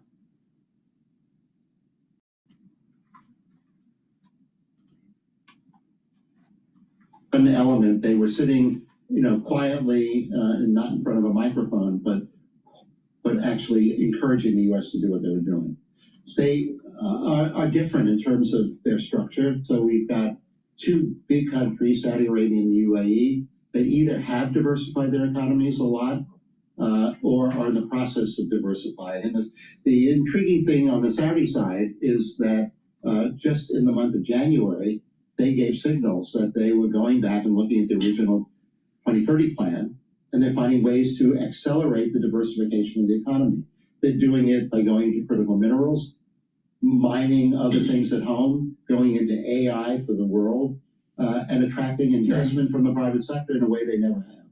So, they're happy and unhappy about the what's happened over the last month, but they're happy to see the decapitation of the regime, the reduction in the authority and the power of the central government, and they're hopeful about change over time. Dr. Morse, I want to go back to something you said earlier in the conversation, that there could be permanent damage to the Strait of Hormuz. We see this unprecedented attack on that sort of the infrastructure of the strait. What would that look like? What would permanent damage to the strait look like? Well, by permanent, I meant something going forward where we already know that the Iranians have restricted lanes of the Gulf for transit. They're allowing a number of sanctioned vessels to go through. They've increased their own exports. But given the number of weapons they have on the coast, given the nature of those weapons to intrude and interrupt transit through the strait, this is a long-term threat. It's not something that's going to be over, even if there's a trees. Good morning, 92.9 FM up in Boston. Jay's up there. He's clipping coupons. He's just a municipal bond guy. But he sends in a really smart question. Can you ask Dr. Morse what we're going to do with Karg Island? It's not like Love Island. This is a little island right off the coast of Iran, directly east of Kuwait. Have you been there, Dr. Morse? Yes. You've been to Karg Island? Yes. This is great. I mean, the only person I know who's ever been there. there's not like a Four Seasons or a Marriott at the end of it, is there? No, I know my Iran travels are really remarkable. I'll never write a memoir, but I was the first American delegation back to Iran after the revolution. Right. And when I was there, I had a classmate from graduate school who was the head of intelligence in the British Embassy. I had an escorted ride from the U.S. Embassy where I was staying to the British Embassy. I was actually co-chair of the U.S.-Iranian Bilateral Energy Working Group. Right. When I was with the British ambassador and my friend, our car was attacked on the street. We had to run out, escape, and the car was rolled over. Did you return the fire? I just got as anonymous as I could in the crowd. I think you should write a memoir. Of course, the simplistic idea here is if we really are at war, why aren't we taking out their immense undersea pipelines and refinery capacity out of this little island east of Kuwait? Well, you'll note that the Israelis have attacked some of the infrastructure, so that's been a threat that more of the infrastructure could be attacked. And we don't know what the president's going to do between now. Would you recommend to the president that he take out their major refinery hub?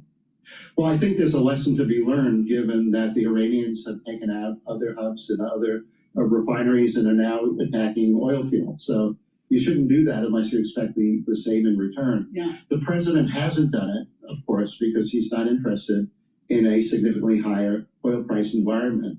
Whether his interest is for the midterm elections this year or something more durable is another question. But, he'd really like to see gasoline prices significantly lower. He now can't brag that gasoline prices are lower than they were since Biden, because they're now higher than the last year of the Biden administration. So, they're higher than both of his administrations, Trump's administration. And they're going to be higher yet because there's a lag effect between the crude price and where the What's your model price on Brent crude? Can you get it out to 120? I think it's easy to get it out to 120. We're in a world of unbelievable volatility in this market. We have seen witness to that in terms of going down and going up. Murban is pricing at 100 and Dubai pricing at 117, 118. And that's going to go higher because the longer those crudes can't get into global market, the higher the price is going to be.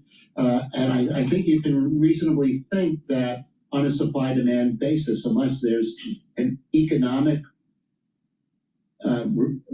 repercussion in which demand collapses, we are more likely than not to see prices above 100. Dr. Morse, help us understand how the U.S. was able to escort ships through the Red Sea with the Houthis, but even though Trump has said, we're going to do it here, we're going to do it here with the Strait, they haven't yet. Why? The Houthis didn't have the ability to mine the Red Sea. The Houthis were more limited, and the Houthis were more interested in, remember, they're a proxy, and they're a proxy that has an independent status within Yemen itself. So what have we heard from the Houthis lately? They've been unbelievably quiet. The best way to track them is Al Jazeera does a daily report on what the Houthis are up to. Mm-hmm. But so far they've done nothing to interrupt the safety line that the Saudis have. The Saudis have the Ambu pipeline. That is a 7 million barrel a day pipeline now. And that includes crude and product. That could be interrupted, but the Houthis haven't moved on. Edward Morse with us, and we continue with Dr. Morse here, a spirited conversation with a gentleman who owns the high ground on our geopolitics of hydrocarbon. Please go to my store, the-studio-reykjavik.com, and get the ashwagandha root. This will help to control your cortisol levels and bring down your glucose levels, your blood glucose levels. This is really important to help with your immune system. It also helps with brain function and your cardiovascular system. Turmeric, an antioxidant that brings down inflammation, helps with the immune system, brain function, and cardiovascular system. Lignans, soaks up free radicals, brings down inflammation, helps the immune system, helps the endocrine system, helps with brain function, and helps with the cardiovascular system.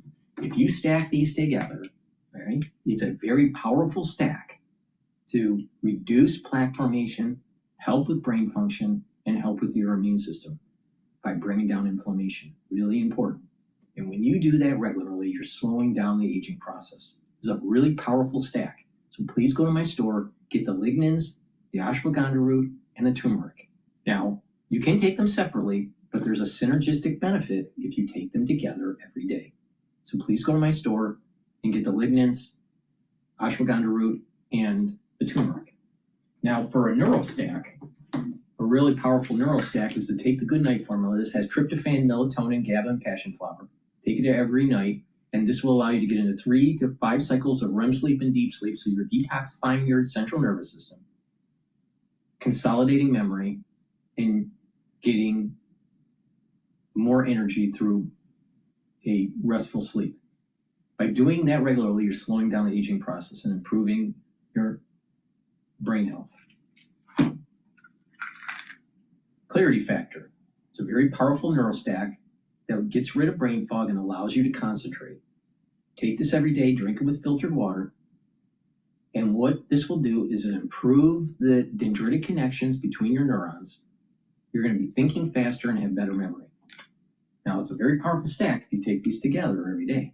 So please go to my store, the-studio-reykjavik.com, get the clarity factor, get the Good Night formula. You can take them separately, but again, if you stack these the way I'm telling you to, you get added benefits. And structural nano silver gel, it's dual purpose. Now you can get it in the tube form or the quick dispenser form. Renew or just the tube form, right? But it's dual purpose. If you have a cut, an abrasion, or a minor burn, put the gel on the wound. It'll help to heal it quicker. You can use it as a daily skincare to improve your skin. If you're not feeling well, or someone around you is not feeling well because of the cold season, put it on your hands, around your eyes, around your ears, around your nose, around your mouth. Lightly coat your nostrils. It will stay active for 5.5 hours and neutralize. You can't do that with Perel, all right? So please go to my store, get the gel, either in the quick dispenser or in the tube form. But be prepared. You never know when you need it. Go to my store, the-studio-reykjavik.com. Worked for decades at Citigroup at the Council on Foreign Relations and now at Hartree Partners, Alexis Christoforous with Dr. Morse. You know, can you just explain for us and connect these dots? Because I always thought, well, it's going to take a little while. There is this trickle-down effect. If crude oil goes higher, you don't feel it at the gas pump instantaneously. Here, I feel like prices really have gone up overnight. What is that about? That's about what the market could see immediately. We are in a world in which inventories have been, replenished to some degree, but they're lower than the 5-year average. In a world where people in the market buy when they think they might be at crisis. So people are filling their cars up more often than they have. So a little bit of hoarding going on. A little bit of hoarding, but basically it's the two things. One, it's the price of crude is going up, so the cost of all of those products are going up. And the other is, for technical reasons, they're going to go up higher at a faster rate and a higher rate percentage-wise than the crude, and that has to do with the inability to get the right crude in the right place to produce the right product. So we're going to see more product inflation today. It's only about half of the increase so far in where crude has been. Tell us about, for example, Indonesia and subsidies to their people on energy, or Egypt and their subsidies to their people on energy. All of that is disrupted. How do those, we have Gita Gopinath with us from Harvard are coming up. Is it going to be one big cash ask of the IMF because these countries can't continue their subsidies? It's going to be a bunch of different asks of the IMF. And these countries, some of them have more protection than you think. Right. So you look at China to begin with. China has lost 38%. In practice, 38% of its supply, almost 40% comes from the Middle East. And they are really vulnerable to that. Yes, they've got the largest stockpile in the world. And what have they done? They have banned the export of critical products in order to make sure that they have it at home. Japan is going to be doing the same thing, Korea the same thing.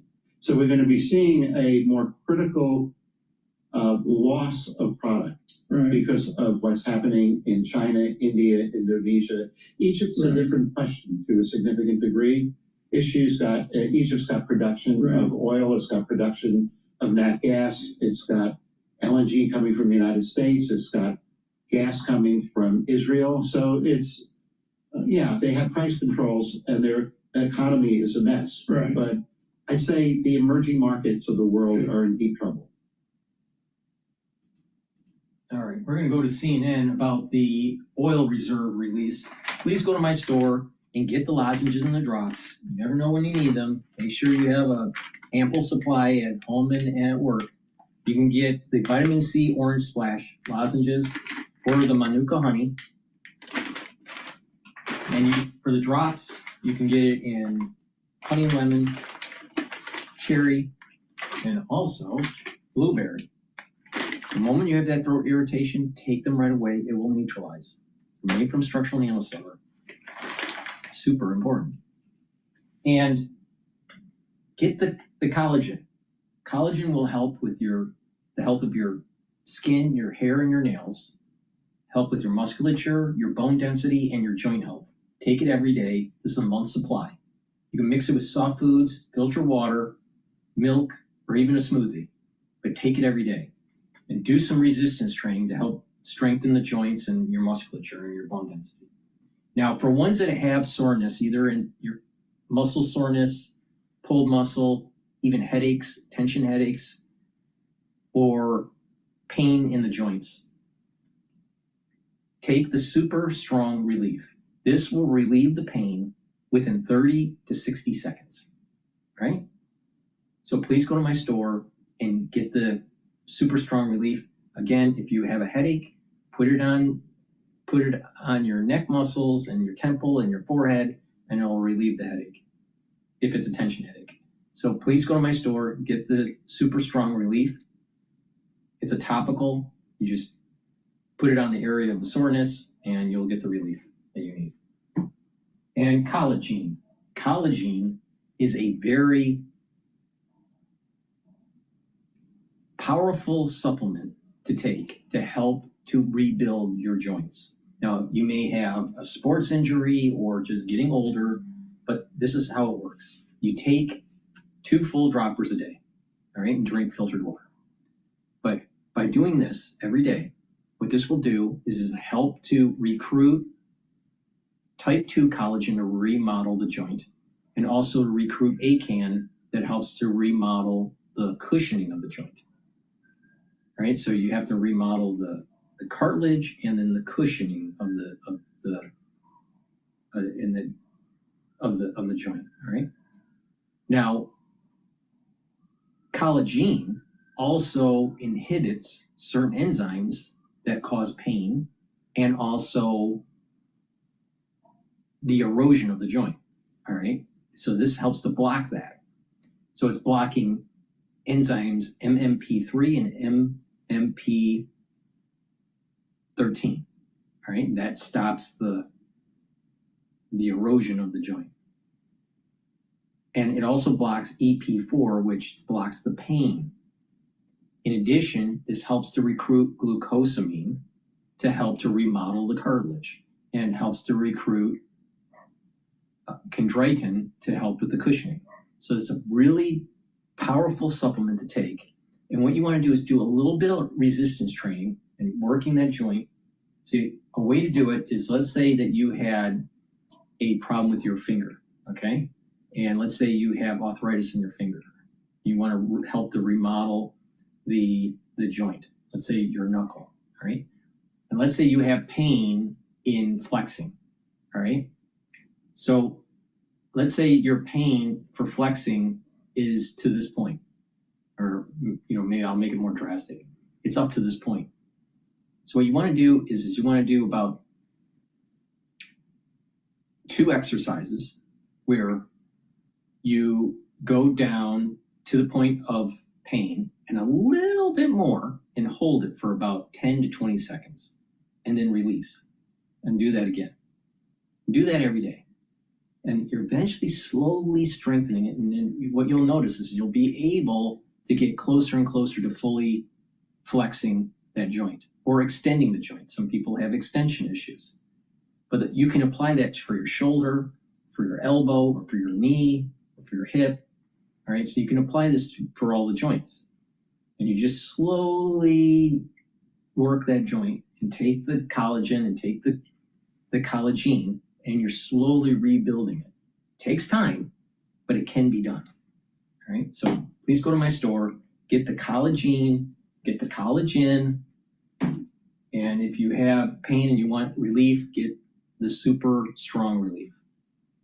Please go to my store, the-studio-reykjavik.com. Make sure you use discount 5 and you get $5 off any order. Let's listen into CNN. They published 32 nations release emergency oil reserves. Prices still soaring. Up to over $100 a barrel overnight as Iran focuses more of its attacks on fuel, tankers, fuel depots, infrastructure across the region. Let's take a look at this video from Bahrain. This morning, the International Energy Agency is sounding new alarms, saying the war in the Middle East is causing the, quote, largest supply disruption in the history of the global oil market. Main reason, oil has been stuck in the Middle East for more than a week because of right there what you're looking at, the Strait of Hormuz.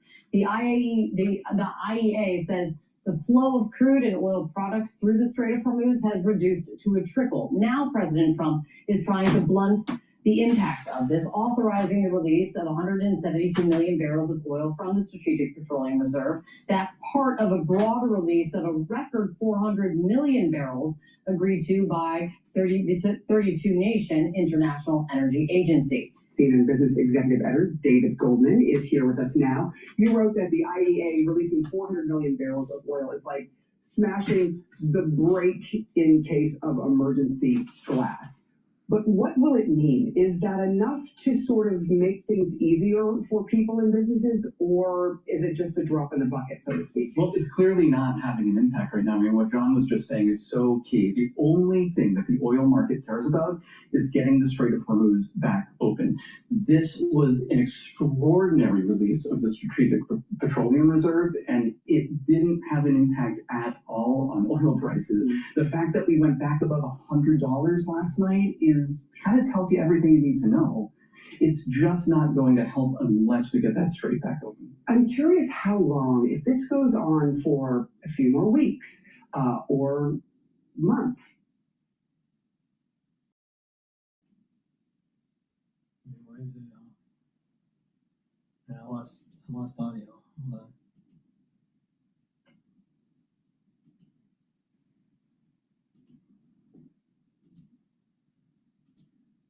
As we saw when it came to COVID. Duration is key here because the longer this goes on, the more pain for you and me. We're filling our tanks at 360 today. That could go to $4, but truckers are filling their trucks with diesel, which is closing in on $5, and all the stuff that's on those trucks is going to be more expensive for you and me. The businesses that are loading stuff onto trucks, that costs more money for them, and they're paying all these tariff costs. You think that they're going to eat the cost of the fuel surcharges? I don't think so. Those are costs that you and I are going to pay too. Ultimately, how high do you think this is going? We're now, when it hits above 100 a barrel, we all feel it. Where do you see this going if this continues to be blocked? Well, there is other oil in the world. I mean, we're a huge producer of oil in the United States, the largest in the world, actually. And so there's a point at which, you can't make oil more expensive and people will continue to pay for it. Everyone seems to think that $150 a barrel is the peak for this if the strait is just permanently closed. So, that's $5 gas, that's maybe $5.50 gas. So, you have to wonder how much longer this is going to go and if we're going to get to that point. but that's about how high this could go. Yeah, if the average is $5 or $5.50 in California, that means $7, $8, and we're starting to see some of those numbers creep up there in places like Los Angeles. Thank you so much, David. Really insightful. A lot of people worrying about this very particular issue that affects literally everybody in the world. Absolutely, absolutely. Happy to help. Appreciate it. Joining us right now is the Energy Secretary of the United States to talk about this, Chris Wright. Secretary, thank you for coming in. Does this announcement about the drawdown of SPRO and with the IEA mean the problem is solved in your view? Oh, no, this does not mean it's solved. The problem is Iran's behavior, Iran's military, Iran's threatening for American troops, their neighbors, energy markets for 47 years. But the disruption of oil, temporary disruption of oil through the Straits of Hormuz, that's what the Strategic Petroleum Reserve is for. So as we have a shortage of market coming through that avenue, we're going to bring oil to market through other avenues to get through a few weeks of a short-term dislocation to get to a much better place on the other side.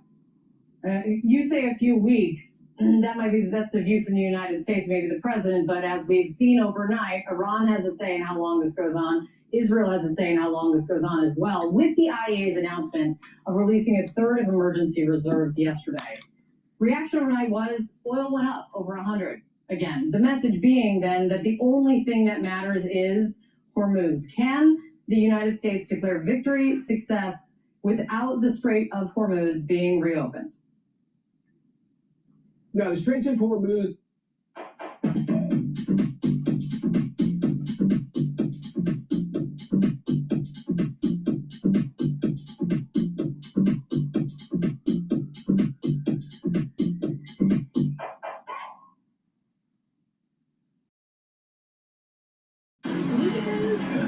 Perfect timing.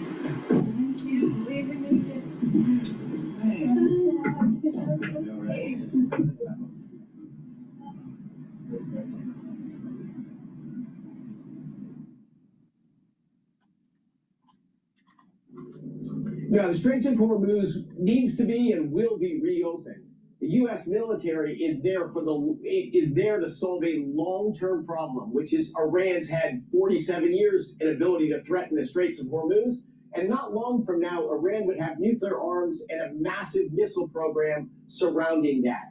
This was a can that could not be kicked down the road one more administration. We need to defang, and we are defanging Iran's abilities to threaten American troops in the areas, its allies, its neighbors, and global energy markets. So yes, you've got to go through short-term pain to solve a long-term problem. This is bold leadership of President Trump. This is what the world needs.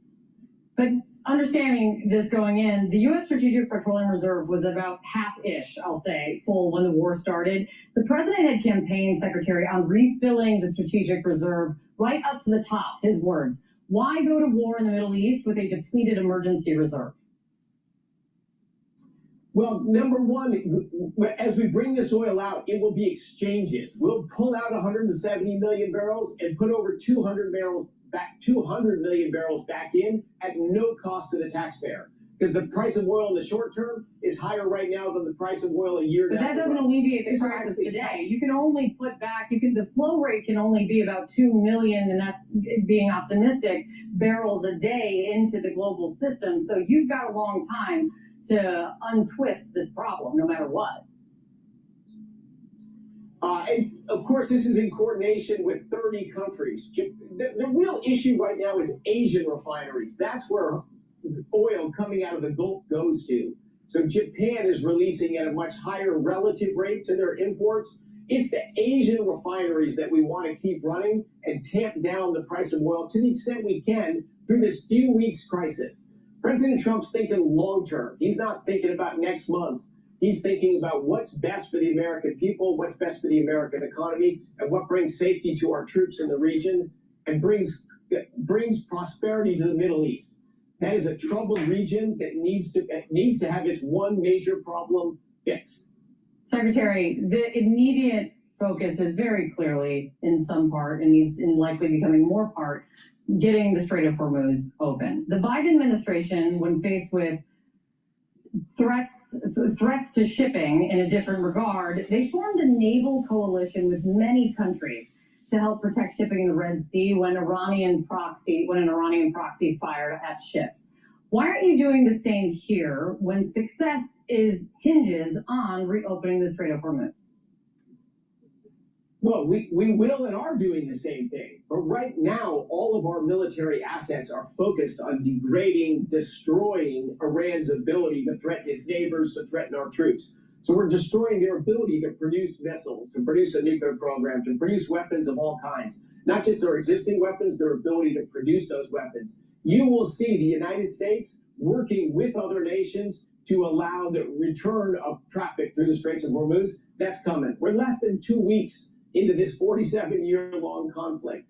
So, yes. But I've heard from many a smart person, though, who worked in previous administrations, though, if it was safe for the U.S. Navy to escort tankers through the Strait of Hormuz, they would be doing so right now.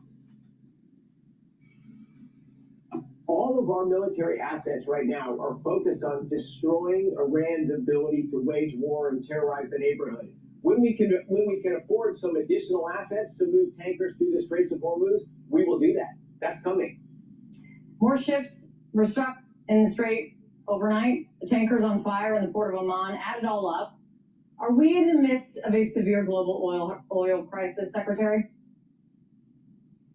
We're in the midst of a significant disruption in the short term to fix the security of energy flow for the long term.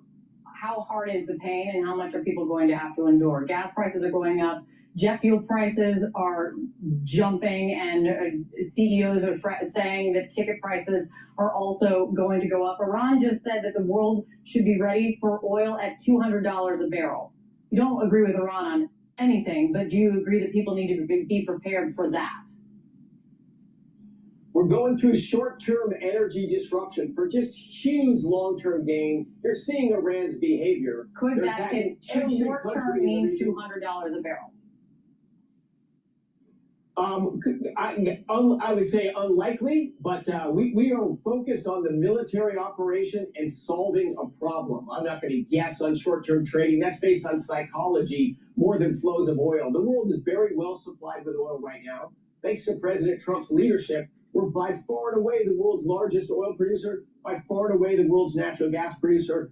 Both of those are growing. We've been moving into an age of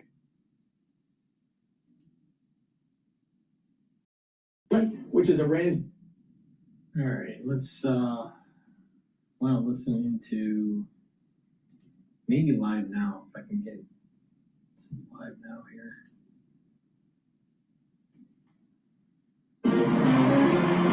Check it out. Bet all your favorite. Away from the bipartisan.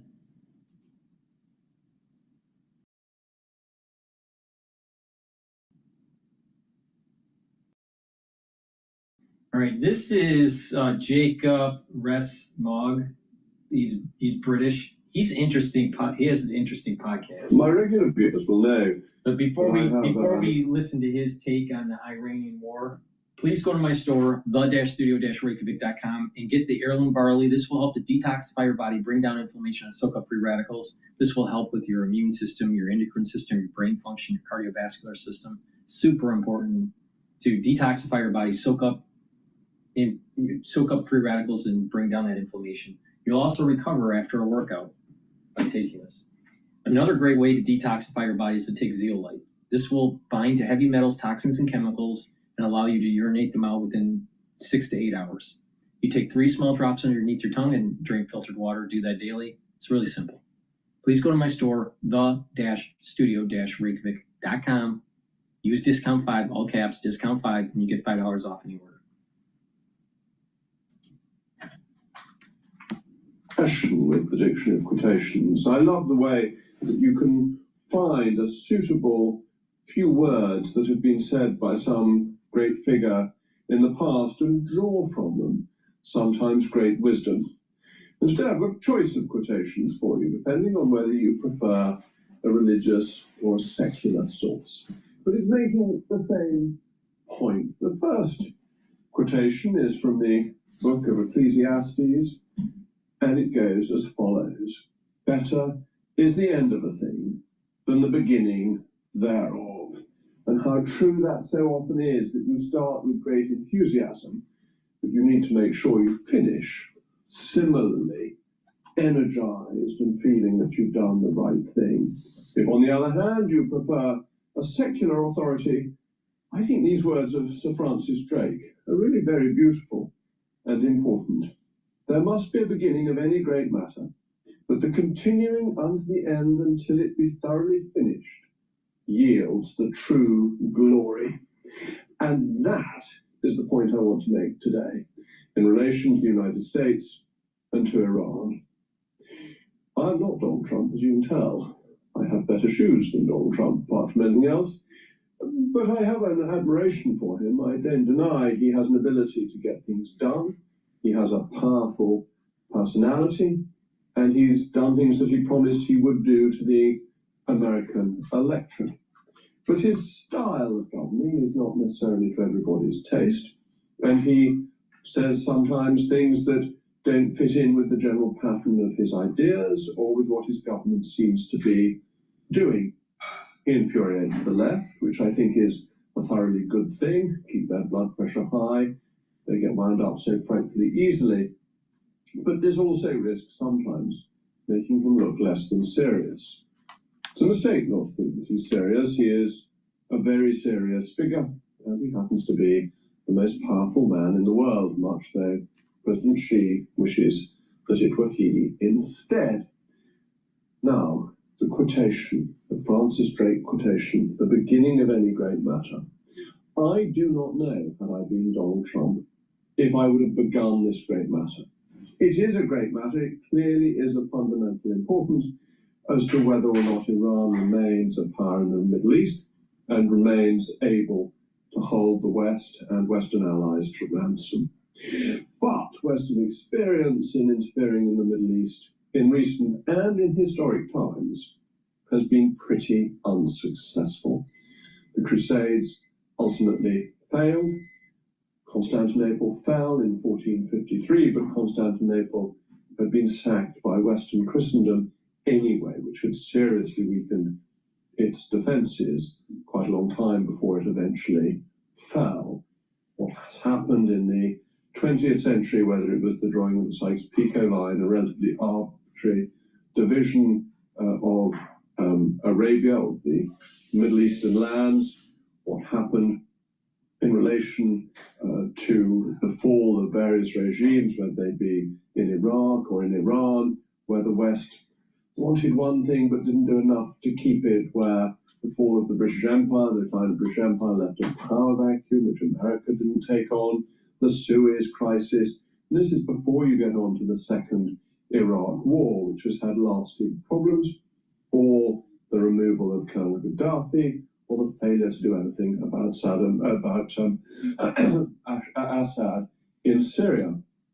None of this has made us look successful or glorious. It's been a succession of policy failures, and policy failures often where brute force has not been sufficient to overcome the domestic, the local culture, and the local interests.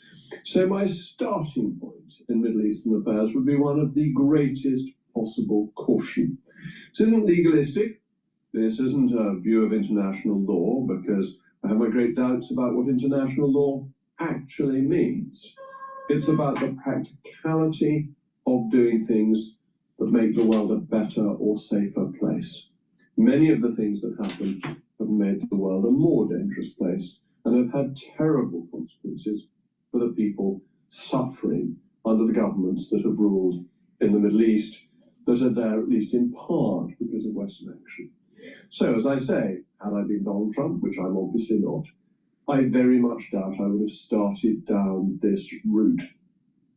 But once you've started, it is continuing unto the end, until it be thoroughly finished, that yields the true glory. It's more than that. It is essential. If Iran succeeds, if Iran manages to get through this, that will be an enormous blow to the authority of the West, both moral and the real power of the West. It will be a great boost for a government that wishes to have a nuclear weapon. It will be a great incentive for them to get a nuclear weapon. As we all know, it's Kim Jong-un who is perfectly safe with his nuclear weapon in North Korea because he's already got it. Whereas in Iran, as they did not have it, they were not safe. They could be attacked. So the continuation must carry on until it is completed and the regime is destroyed, because otherwise the defeat is much greater than if the enterprise had never begun in the first place. And the question is, can this be done? What does it require? And how close are we to a conclusion? Because Donald Trump is right, it is worth a week or two of pain to achieve a result where Iran is neutralized and where in fact it can come back into normal trading relationships. That would reduce the price of oil. It would see investment into the Iranian oil fields. It would be a thoroughly good thing. Victory for America would be a thoroughly good thing, both psychologically and in terms of economics. And that's worth a few weeks of slightly higher, slightly elevated petrol prices. And it's why I think it is very important that it's continued with and that the Straits of Hormuz are protected and are opened. It's very easy in a war that doesn't lead to success immediately to begin to question whether it was worth it in the first place. But it's too late for that. That decision has already been taken. That decision was taken a couple of weeks ago. It is now a different decision. It is a decision of, on balance, is it better to see it through? And unquestionably, I think it is. And I think that's not just in America's interest, but it's in British interests. So we should use whatever influence we have, however small that may be, and whatever forces we have, to try and help America win. Because, as has become very clear, we are just as much an enemy of Iran as America is. We are just as much at risk from its evil if it manages to survive this. So as I say, I'm not sure I would have started it, but by heavens it must be continued with. This was, as it happens, exactly Churchill's view of another Middle Eastern adventure, when Anthony Eden started to attack to get the Suez Canal back off Nasser, but stopped halfway through. And Churchill's view was he probably wouldn't have started, but he definitely would have finished. That's what I hope Trump does, and I think that would be in the interest of all of us in the West. It really is tremendously important. And having been lukewarm when it started, I'm afraid I'm now red hot for its completion. As always, thank you very much for watching.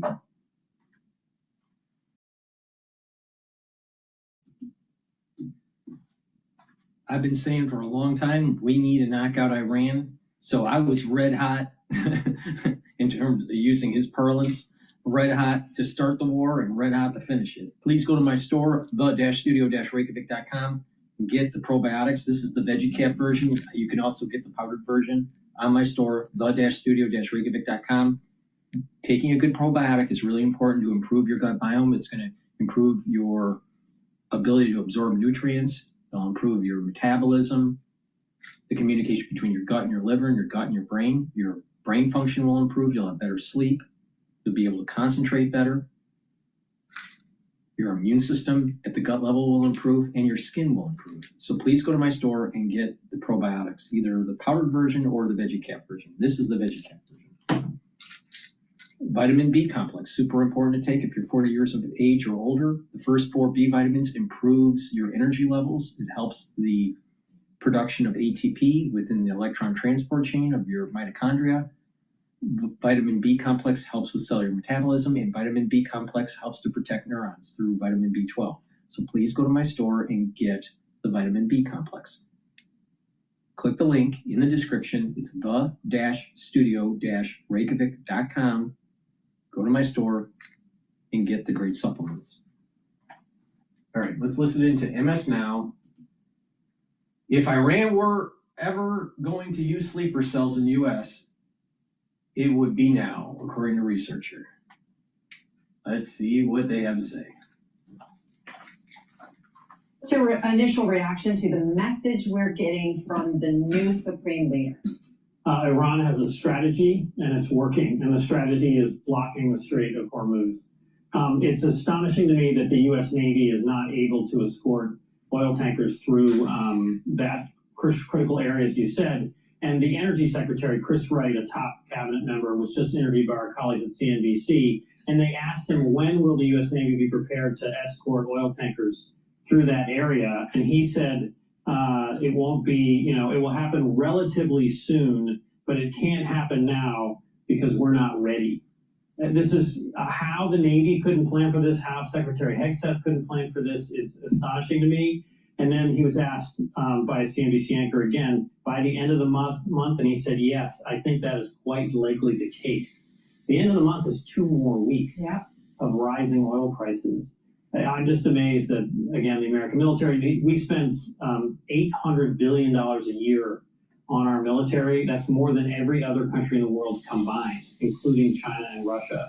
So something went wrong here, and the Navy has to make this, secure the strait sooner, or, prices will continue to rise. Well, and clearly Iran's strategy to put the financial pain and the pressure on the global economy, this war is working for it. Colin, the Supreme Leader, also suggests that Iran may open up new fronts in this war if it continues. You wrote a piece in The Atlantic warning of what Iran might do when it has nothing to lose. What could that look like? What more is Iran capable of? Yeah, so there's pressure.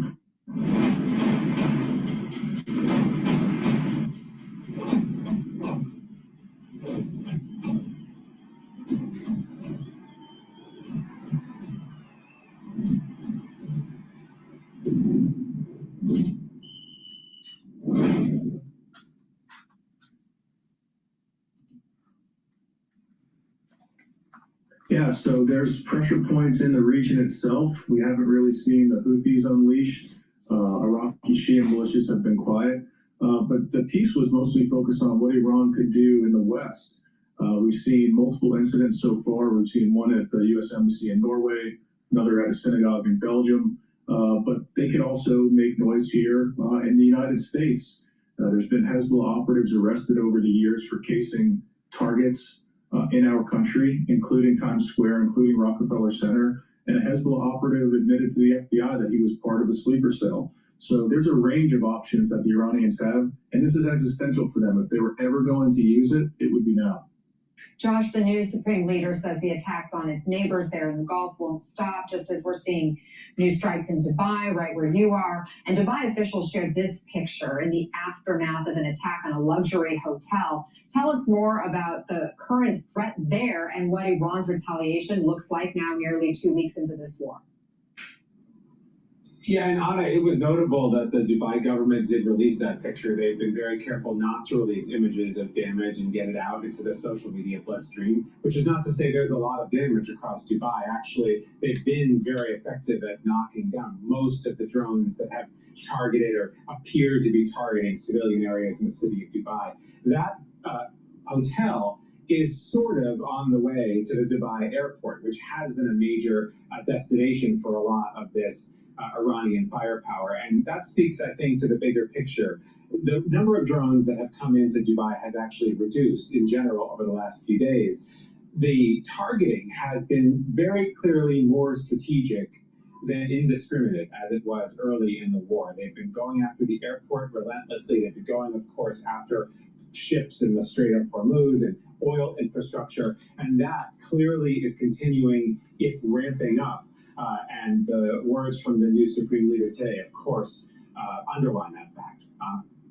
Mara, Dubai is a major business hub in the region. What's your reaction to Josh's reporting? The fact that the UAE is now very openly showing the realities of this war, even if it means deterring potential business. This war is most complicated for the Gulf. The Gulf has for decades said, we're special, we're prosperous, and we're quiet. Come and invest and come and visit. And now that's clearly not the reality. And so they're stuck in a really tough position where they have a heavy U.S. military presence protecting them and also helping them become a target as well. Josh, you drove along the coast, I know, as the Strait of Hormuz remains a major focal point of the world. What's the latest there? So, the Strait of Hormuz actually is at this point, and the UAE is on both sides of the Strait of Hormuz, just south of it. In the last 2 days, we've been to both coasts, on the east of the Gulf of Oman, and this morning along the Persian Gulf, north, close to the strait. And when you look out in the haze, you see giant ships in the distance. Today we saw 4 just off extreme northern UAE. That was an area where 2 ships were targeted just yesterday. You get the feeling that they're just sitting ducks there. They're not only being targeted as they cross the strait. Some of them were targeted in that area in the northern Persian Gulf. Some of them are being targeted on the east side of the strait as well. So it really does speak to this ongoing and very aggressive move. It may be one of the only real cards Iran has to play here, but it is a very powerful card, and they clearly are still exerting it. David, between these attacks on the Strait of Hormuz, with the boats there, as well as the financial sector, hotels, the hospitality industry, they're in some of these Arab countries, what does it say about the Iranian regime's resilience in this moment? And do you get the sense that the U.S. is surprised in any way by the defiance they're seeing from the country? I think the defiance isn't surprising, but what's interesting is that the Iranians seem to be adapting their tactics. They were hit very hard. Their entire leadership was knocked out in the beginning of these strikes. But they now have they're focusing on the Strait of Hormuz. They're using these drones effectively. Their ballistic missiles haven't been as effective, and they have created this problem throughout the Persian Gulf. The Iron Dome system in Israel, and Israel's still under a great deal of danger, stops a lot of incoming missiles and drones from Iran, but Kuwait, United Arab Emirates, Qatar, these countries don't have those same kind of defenses. And so the Iranians have found the weak points, the Strait of Hormuz, sending in drones into the Persian Gulf. And they're going to focus on that now. Now, when the president has said just in the last 24 hours or so that there's nothing practically left to target in Iran, clearly they still have some military capability. Mara, what are you watching now in terms of what could happen next in this war? There are really 2 indicators that I'm focused on. One, are we seeing any defections in Iran? Political, military, security service defections. So far, not a lot of evidence. Number 2, who has the weapons? Are the folks from the military and security services in Iran choosing not to show up to work, or are they using their weapons against the regime? Again, no evidence that that's happening as well, which means at a minimum, a pretty severe rump of this regime is maintaining to survive and not collapsing like the U.S. and Israel have been attempting for the last week and a half. And we're learning more about a preliminary investigation at the Pentagon that found the U.S. missiles did in fact strike that school in Iran, killing almost 200 people, many of them children. The New York Times reports that officials are investigating whether AI models or programs may have been to blame. But officials are still chalking it up to human error. And David, you brought us this reporting yesterday. What questions still need to be answered about this? The tragic thing here, and I don't think this was an intentional strike, that they knew it was a school, but the New York Times, you mentioned, had done a visual investigation. So they looked at commercial satellite photography that's opened up for anyone to look at. And so this building was part of the military base years ago. 3 to 5 years ago, it was made into a school. A wall was put up. There was playgrounds built. There's areas of asphalt you can see in these satellite photos where sort of the boundaries of fields were painted. The walls of the school were painted pink and blue. There were new entrances created to one side of near this building to let students come in and out. If someone had double checked and looked at recent satellite photos, they should have seen these indications. This is not part of the military base anymore. Why didn't that happen? Was the problem AI, as you mentioned? Were they rushing to bomb too many things too quickly? But it's tragic. Again, 175 people, the majority of them elementary school children. And this would be the worst civilian casualties, one of the worst in decades for the U.S. military. It's quite tragic, no matter who's to blame. Colin, we know the Iranian regime is going to take this and run with it. There's this propaganda machine inside that country. Does this incident now help the regime retain power? Can they use it to bolster their standing with the public? Yeah, I think the incident definitely empowers the Iranians, but the president should seize the high ground instead of continuing to deflect. He should come out and own up and admit the mistake and say that this is not how the United States conducts warfare. This is against our rules of engagement, and make very clear that this was a mistake. But instead, he's missed the opportunity. He's chosen not to. And I think that in and of itself, the deflection also kind of, again, gives the advantage to the Iranians here in the propaganda and information operation space. Mara, despite all the developments in this conflict, the president claimed victory last night. Take a listen. As we take decisive action to stop the threat posed by the terrorist regime in Iran with Operation Epic Fury. Is that a great name? Well, it's only good if you win. You can only, and we've won. Let me say, we've won. You never like to say too early you won. We won. We won the bet. In the first hour, it was over. Oh, we won. He says, we've won multiple times there. Mara, what message does the president and commander-in-chief send to the public in remarks like that and to the troops? So look, the U.S. military has achieved a lot in this conflict. Iran doesn't have much of a navy, an air force. Its missile program has been severely degraded. Its nuclear program, a whole bunch of its political and military leaders. And yet, remember, the bar for the Iranian regime is really low. All it has to do is survive. That's not a whole lot. And so I think right now, President Trump is in a somewhat awkward position where he can point to all of these conventional operational successes, and yet strategically, the primary goal of bringing down this regime has clearly not occurred. And what we really need to hear from now is what's he trying to do next?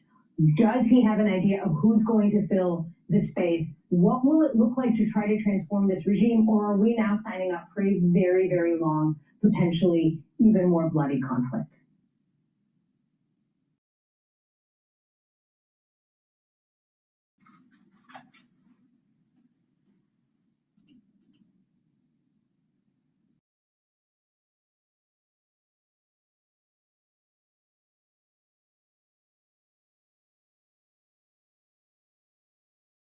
All right, let's listen into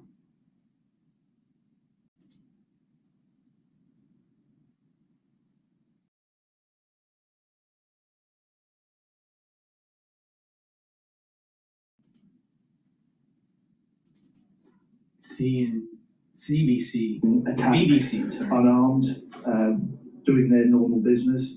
This is a major escalation from Iran. It is a breach of international law. It's a very serious situation that is having an impact on oil prices and the cost of living for everyone. Now, I've already got pre-positioned in the region from before this conflict, some autonomous mine hunting systems. There's breaking news from Live Now. Is that we continue to have over in Jerusalem, Israel. And this comes as just a few minutes ago, in fact, the Associated Press reporting that Hezbollah launched some 200 rockets at Israel's north and deeper into the country overnight. That's according to the Israeli military. Many rockets were intercepted and no serious injuries were reported. Now, sirens started blaring Wednesday evening across the north and continued almost nonstop for hours, warning of incoming attacks from Lebanon and Iran. The explosions and interceptions overheard were so loud that some people were dashing outside. They spoke to some residents down there on the ground in Israel. And I do want to get some more perspectives from the ground. So joining us next is going to be Alex Trayman. He is the CEO and Jerusalem Bureau Chief at the Jewish News Syndicate.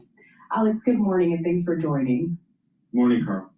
So as you saw there, I mean, those strikes do continue on. A lot of these proxy groups, Iran as a whole, continuing to launch strikes in Israel. Want to get the overview sense as to what you're seeing on the ground. You are there based in Jerusalem. Yes, well, Hezbollah seems to have entered the war in a maximum capacity right now, as you mentioned, firing 200 missiles at Israel in the last 24 hours or so. Iran also seemingly able to continue to launch ballistic missile salvos at Israel. There's been 4 launches since midnight already, and Israelis have been going in and out of shelters in what seems to be coordinated attacks now from Iran and Hezbollah into Israel. want to bring us out to this. It's a social media post courtesy of the IDF saying about 70 terror targets were struck, including terrorist infrastructure, weapons storage facilities, central headquarters, key terrorists, and an IRGC Air Force headquarters in Beirut.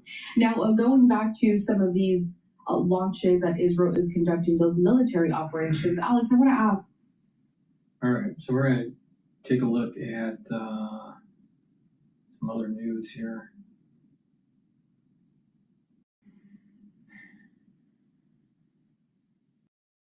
Thai Navy says cargo ship attacked in Strait of Hormuz 1 hour ago.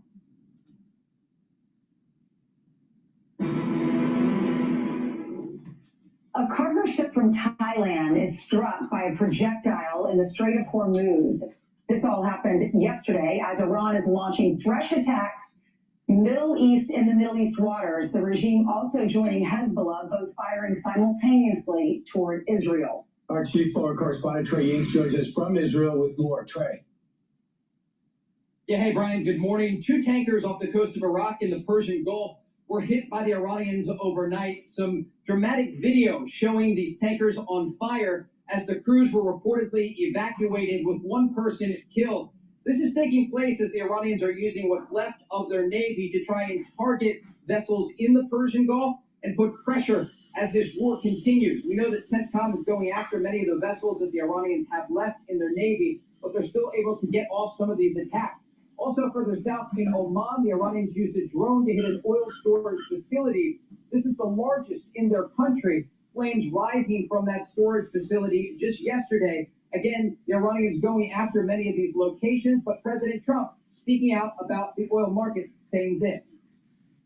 And my administration, as you know better than anybody, is also working to keep the oil flowing. It's all flowing all over. We knocked out, they wanted to drop some mines.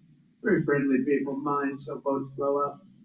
And we knocked out as of, every hour I have to change because they knock them out so fast, I've never said anything. Think of it. They knocked out 54 ships into this, and they're real ships. Well,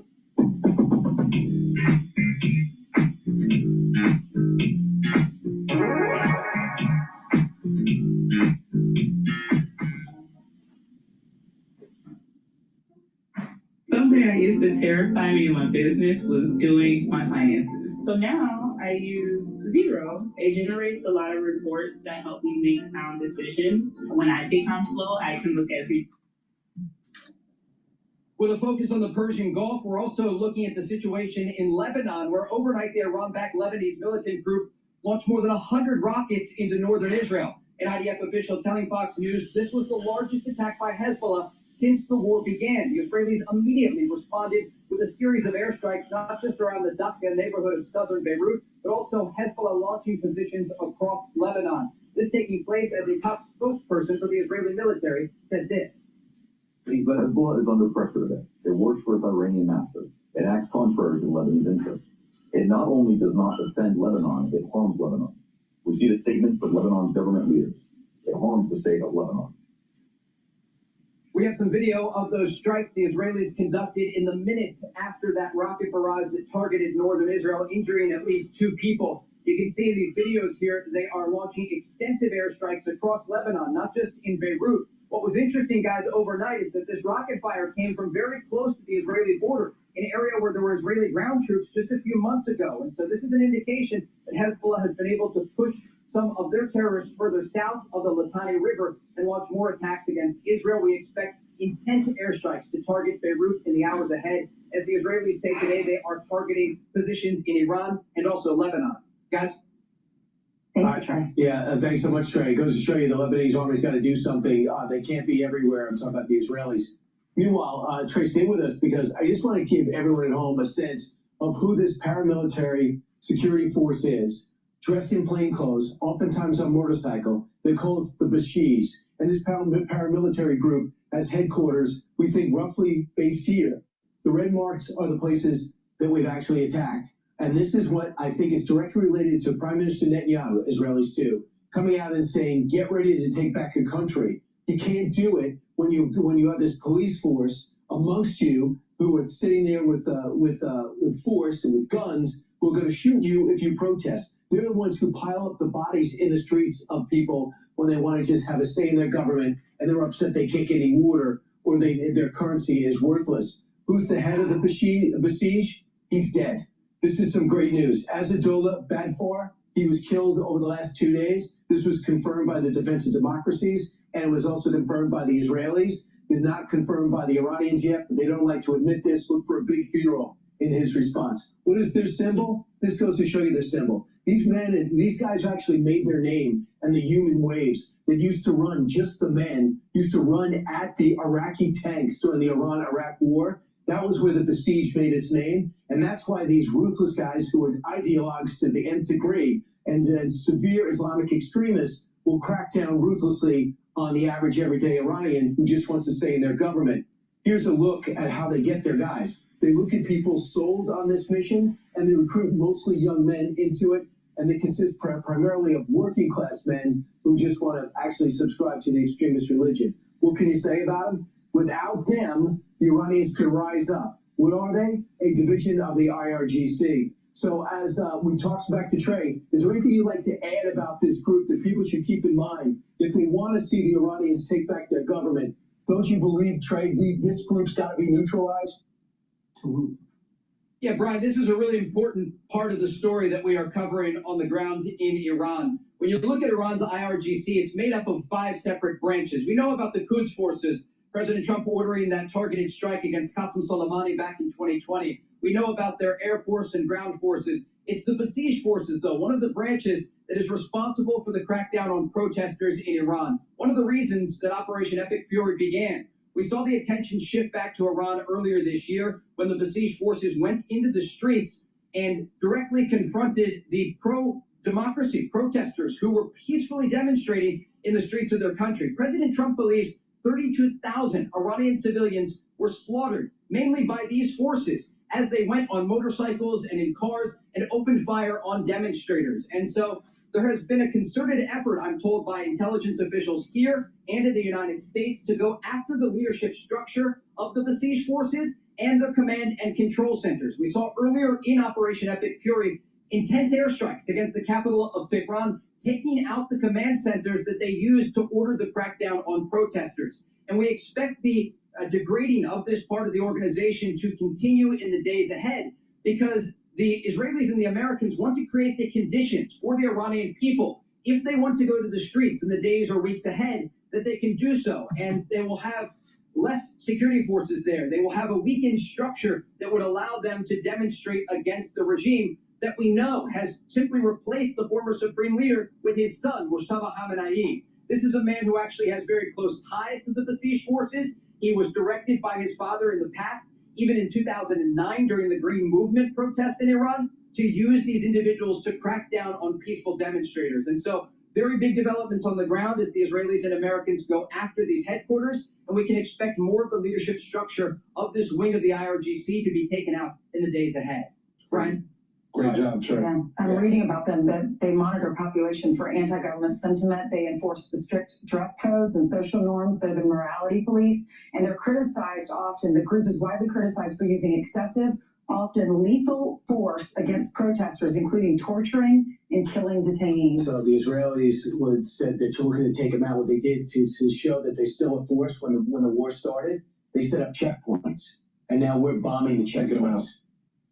Decentralizing the coordination is going to making it hard for them to coordinate with one another is going to be make it easier for Israel and the United States to take all of those leaders out. I'm Steve Ducey. I'm Brian Kilmeade. And I'm Ainsley Earhart. And click here to subscribe to the Fox News YouTube page to catch up.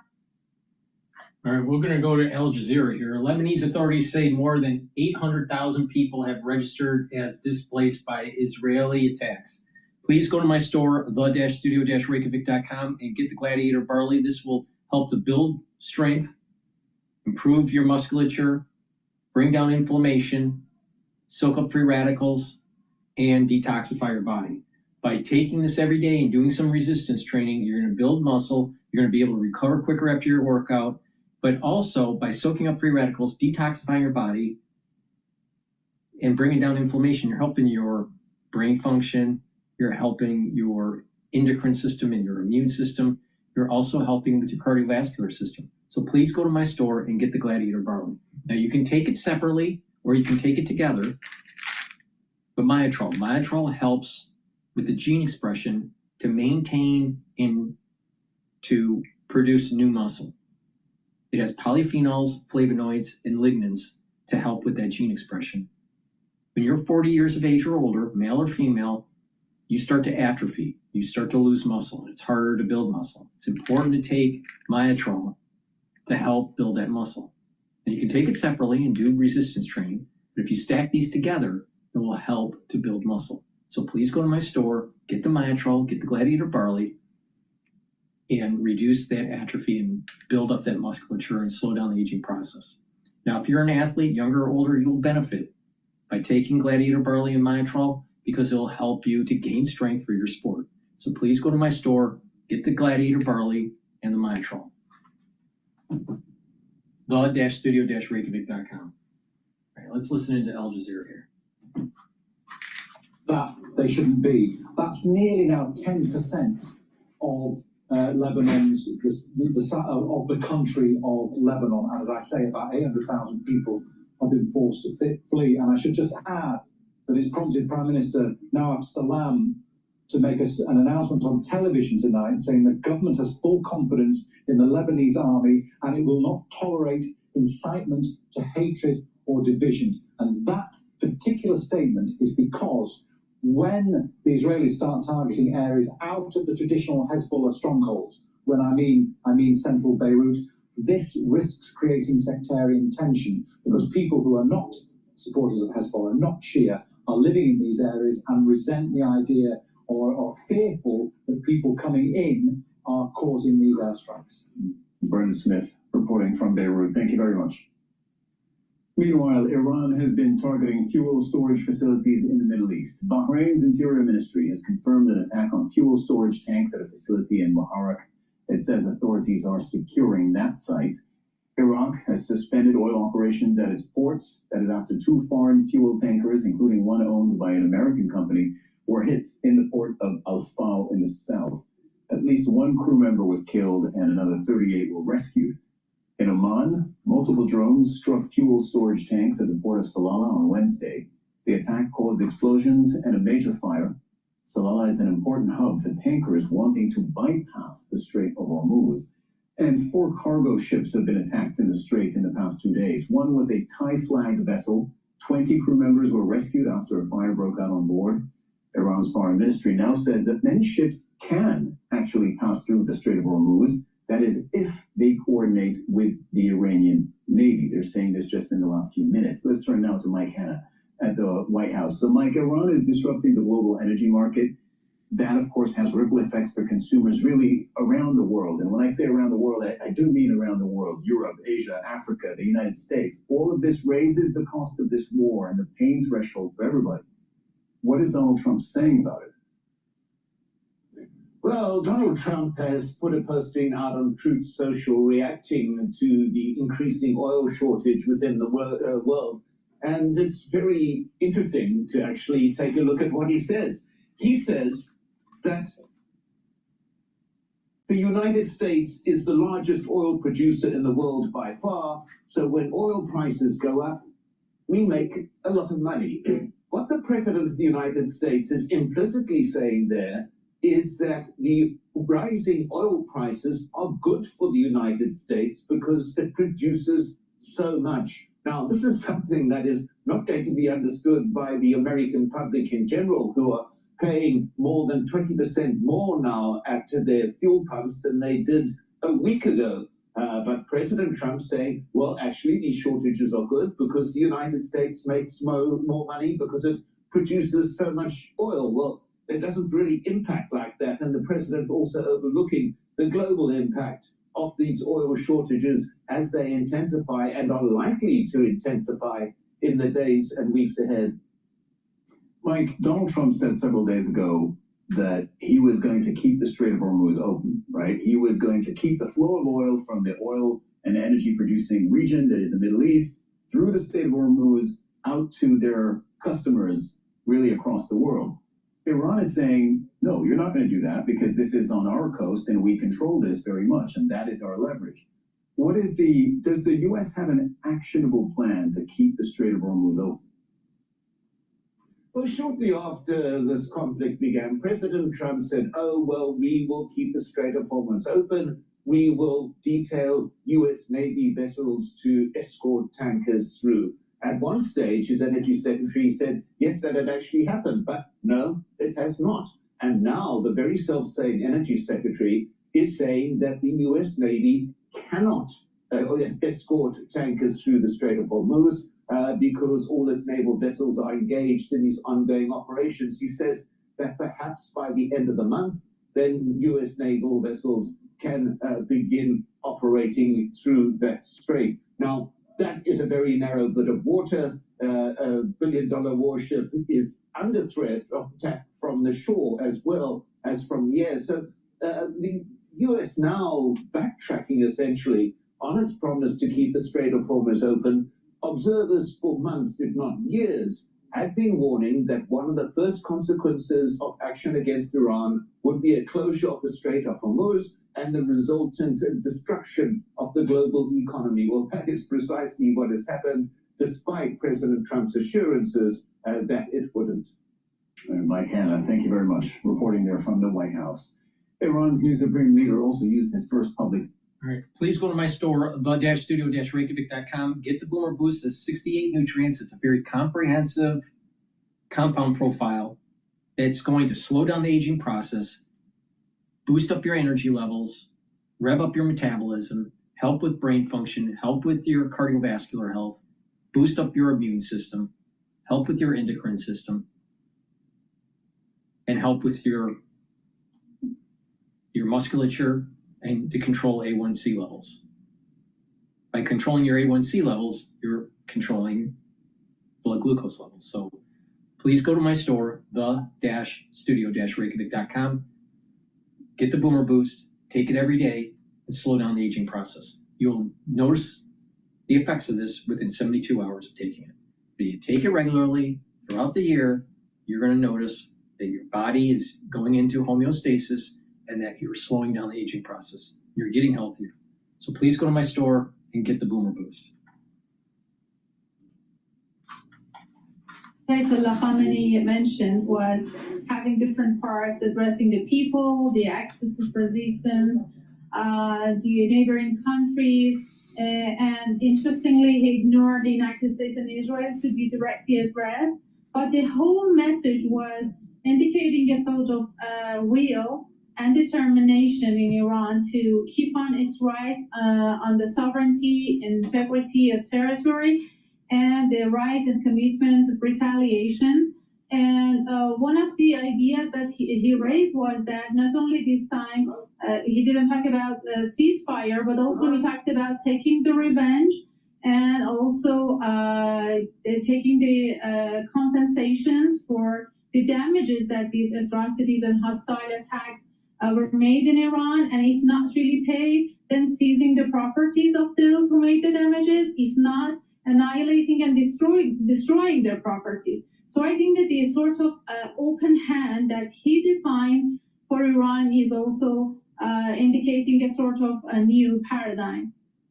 And Zoreh, the supreme leader, the Ayatollah Mujtaba Khamenei, also said that the axis of resistance, which is Iran's words for its network of armed allies across the region, that's Hezbollah, that's the Houthis, that's Hamas, the axis of resistance remains very...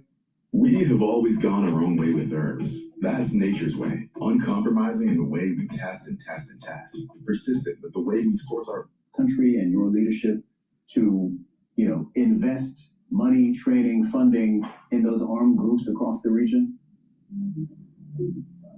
Actually, they are not the armed groups. They are the groups that are coming from the nations in the region that have come to this conclusion that they have no way out of resistance and defiance against the imperialism. The American rulers are Epstein-class ones, and the Israelis have indicated that how genocidal they are. So these are allies and the groups of the nations that are mobilized to just take their own right.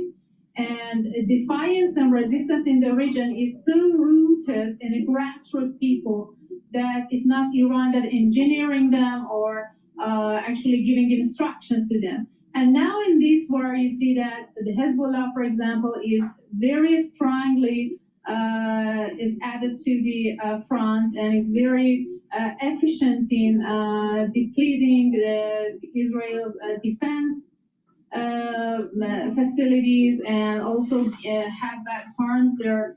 And also the Houthis are prepared to help, and the Iraqi groups are actually part of the conflict. So I think that for sure they are efficient and they are the legitimate parts of the nations of the region. Zohreh Karazmi, thank you very much for joining us on Al Jazeera. Thank you. The U.S. and Israeli strikes on Iran have caused widespread destruction. The government says at least 1,395 people have been killed since the war began nearly 2 weeks ago. More than 200. Just imagine if Iran had nuclear weapons. That would be measured in millions of deaths. Because the Iranians, as a theocratic regime, are crazy. Please go to my store, the-studio-reykjavik.com, and get the C60. C60 is a very potent antioxidant. This is extra virgin olive oil. You can also get it in MCT coconut oil, and you can get it in avocado oil. C60 needs to be suspended in an oil for proper absorption. Take it, preferably on an empty stomach. Take a teaspoon a day, every day. This will soak up free radicals, and by doing that, slow down the aging process. Improve your skin, improve your immune system, improve your cardiovascular system, improve cellular metabolism, and improve brain function. By bringing down inflammation, by reducing stress in cells and tissues, your organ systems will perform better. Take C60 every day, teaspoon a day. You'll start feeling the effects of this within about 2 months of taking this. You'll start to notice you have more energy because your mitochondria will be healthier. You'll be producing more ATP. There's less stress in your cells. Your immune system will perform better. Your thyroid, your different glands will perform better, even brain function. And you'll notice that your skin's improving. And over a year period, you'll be able to compare between before and after, and you'll notice that by taking C60 regularly, you're slowing down the aging process. So please go to my store and get the C60, teaspoon a day, every day. With that said, that's the end of my broadcast. Please go to my store, help support the work that I do, and help support your health and wellness. Thank you for listening and have a nice day.